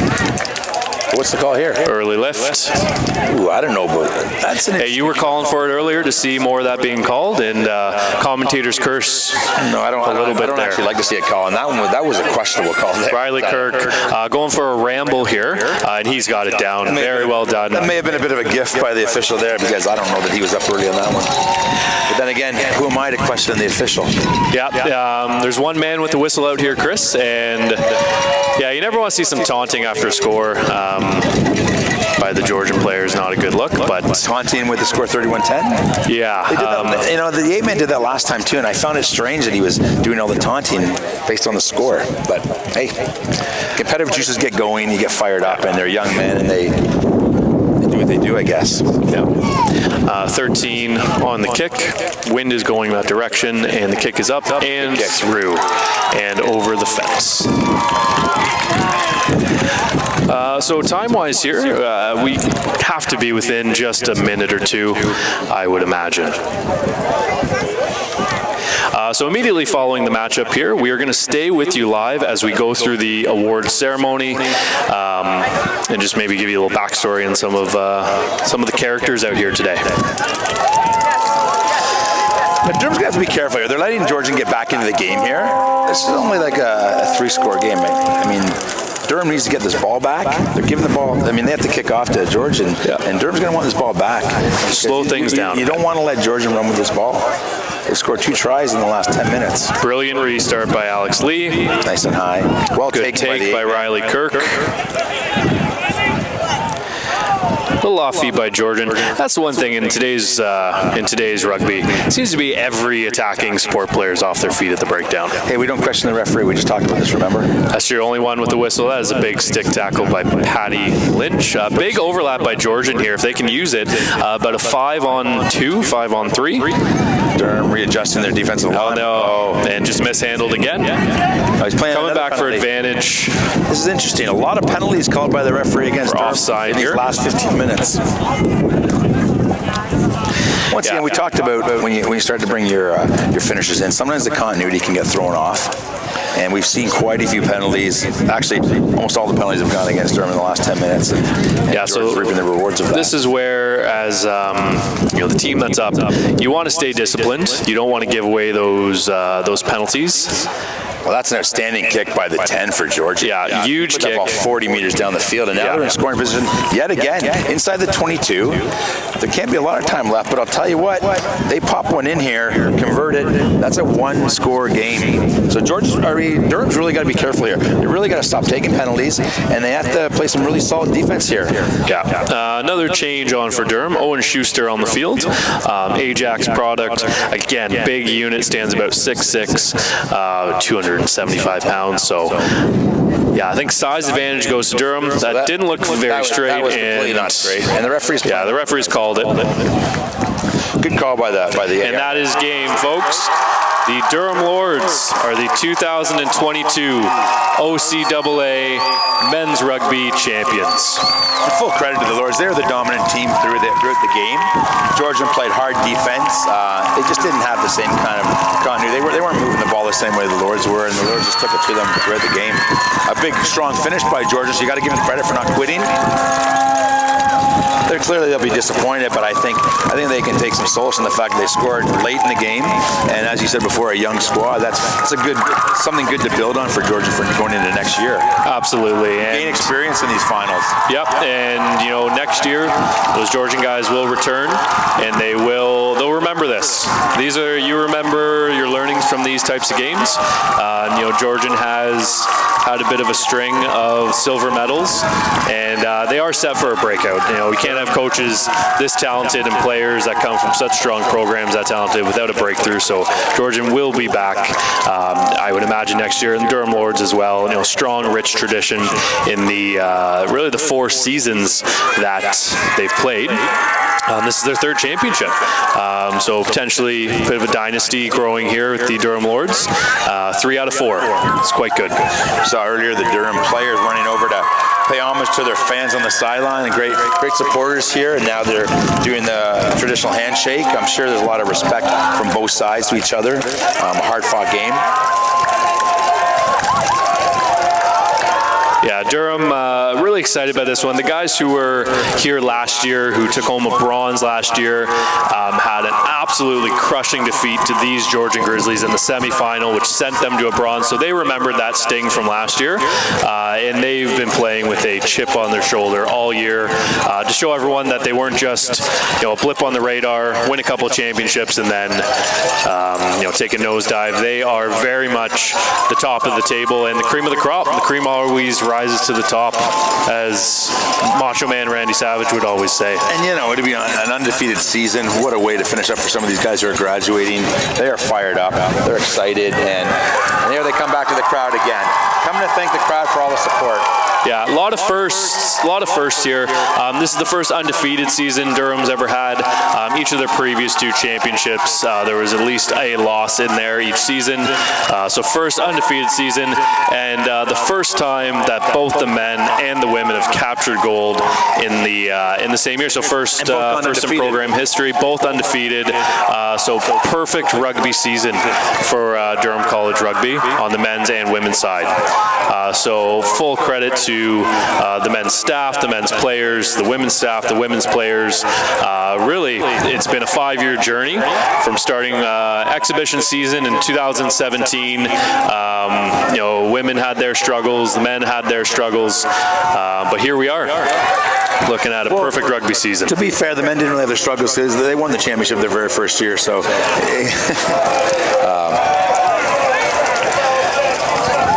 yeah. But as you said, and maybe we're homers a little bit, but the Durham Lords men's program is a juggernaut. Last year, I would say, was a blip. Last year in that semifinal game, they had that game in hand, and some interesting things happened during that game, so turned things around. This team has been outstanding for their 4 years of existence, and all the credit to the players, to the coaching staff, and also to the administration of Durham College, who actually, made the call and said, let's start rugby at our school, and brought the men's and women's teams in at the same time. And since then, really, these programs have seen nothing but success for the most part. Yeah. It's it speaks to a lot of hard work by a lot of important people. Too many to list here. We are going to stay with you as we present the awards, present the medals, and it's always awesome when you see games like this. The smiles on the faces, the family members, the supporters that get out and really get to celebrate this victory. We've mentioned quite a bit. The Durham Lords being so attached into the Oshawa Vikings, it does feel like this is like a hometown team. A little bit of a CFL type vibe. When you have a hometown team, everyone comes out, everyone supports. So there's quite a few people in the crowd here that aren't affiliated to the team, other than buddies. They played with them before, and they're just here wanting to support. So great to see all around. And certainly for a couple of the guys that experienced that bronze medal last year, the dirty gold, as we called it, just doesn't feel the same. So this is what they were looking for, and kudos to them. They got it. Georgian, we've said it a lot. Like, these guys know what it means to be in this game, and they will undoubtedly be here again.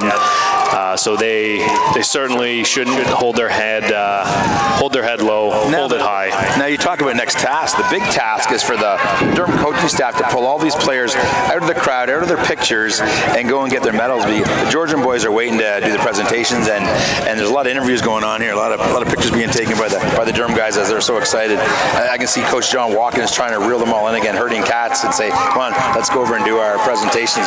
Yeah, as you know, that's probably about 93% of coaching is the herding of the cats.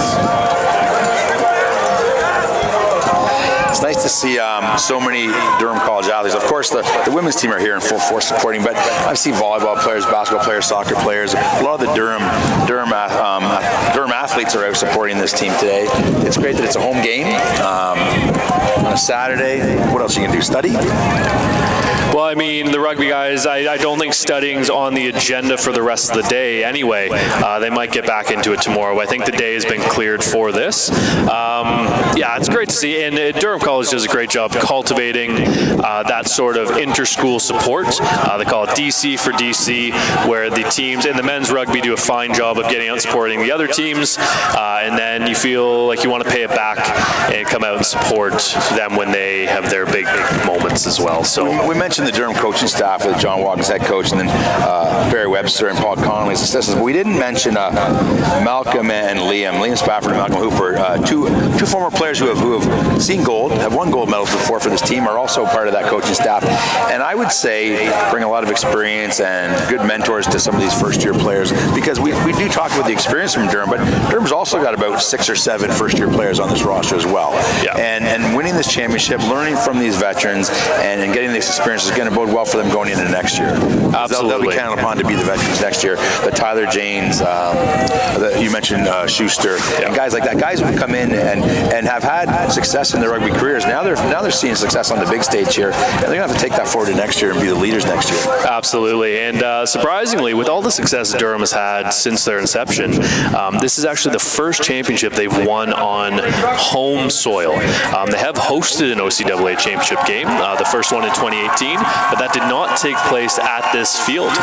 Bit of an issue with the weather, and the field was covered at night, so we had to move that game to a local turf field. So this is the first championship on home soil for them.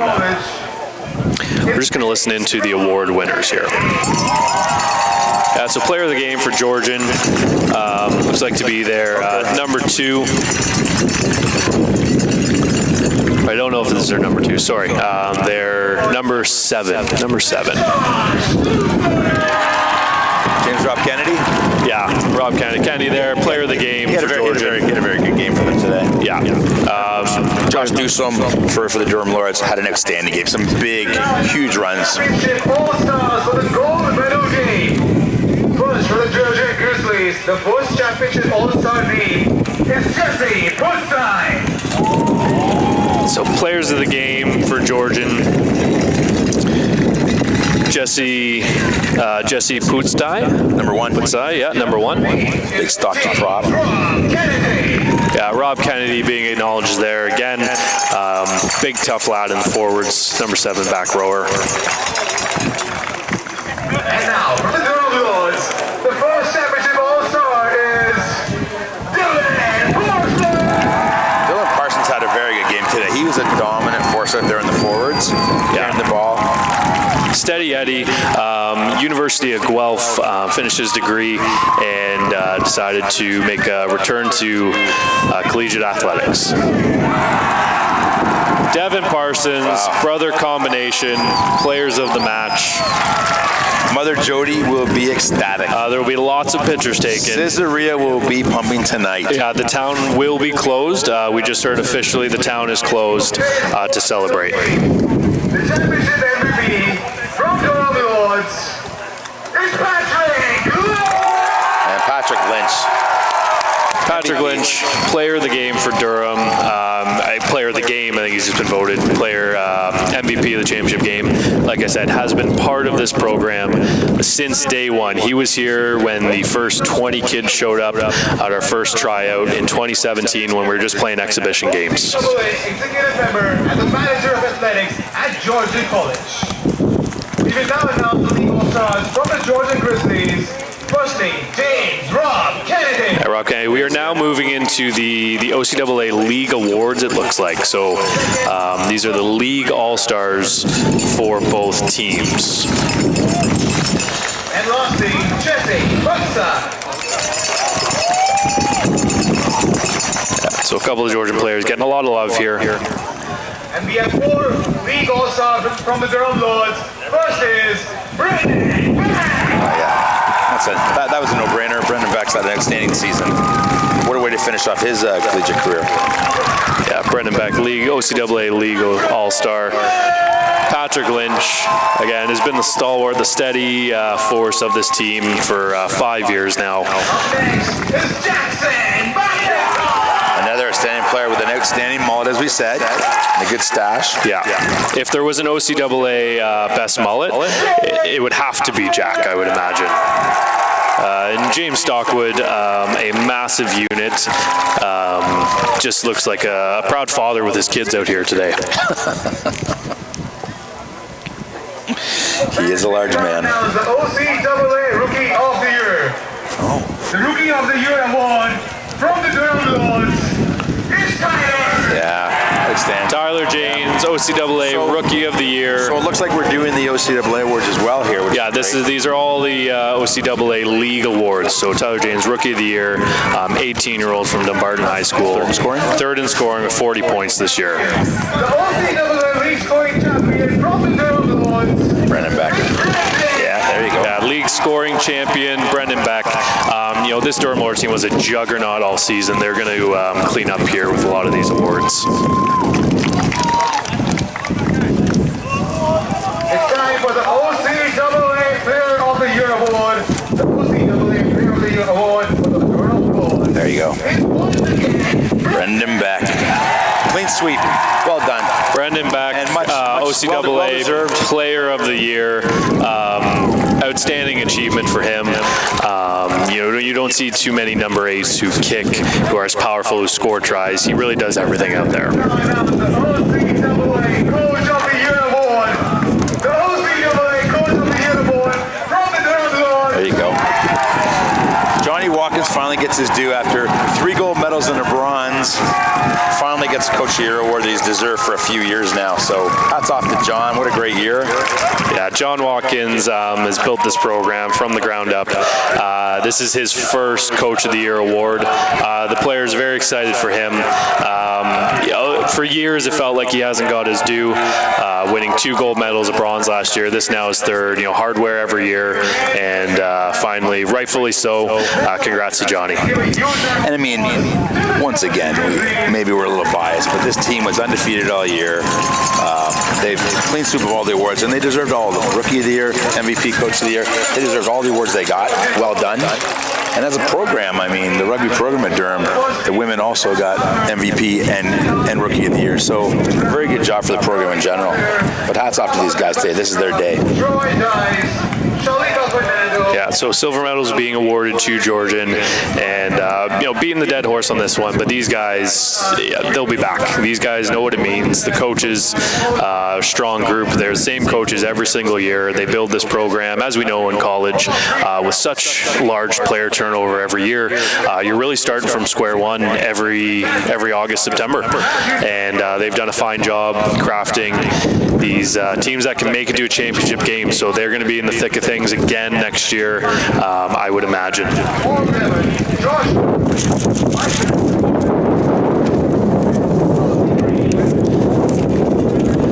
So we will stay with you through the gold medal presentations and banner presentation. Shirt and hat day, because we haven't called it that. It's shirt and hat day today. On championship day, with shirts and hats are handed out.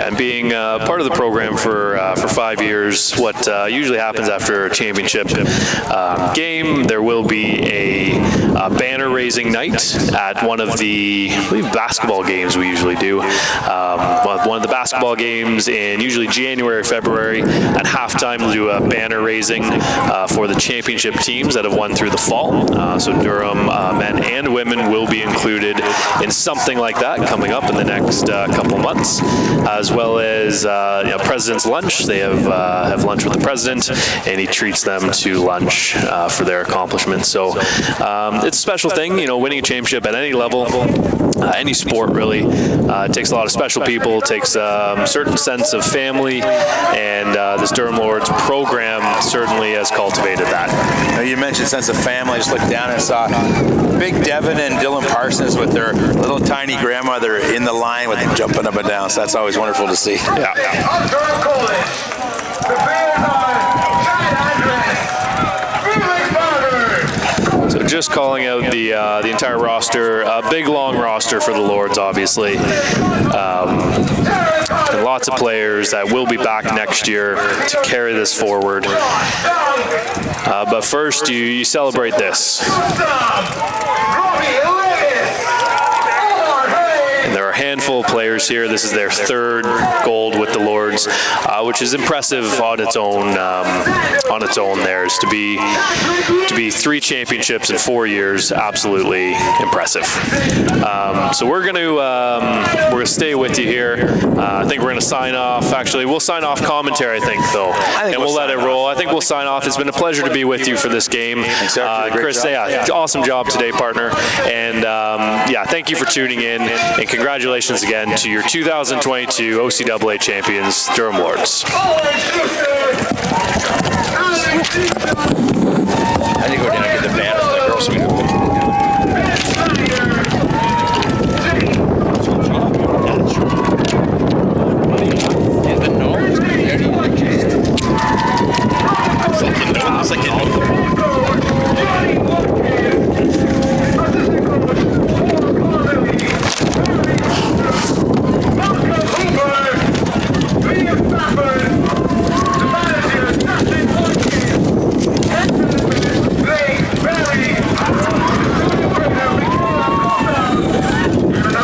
these chairs up.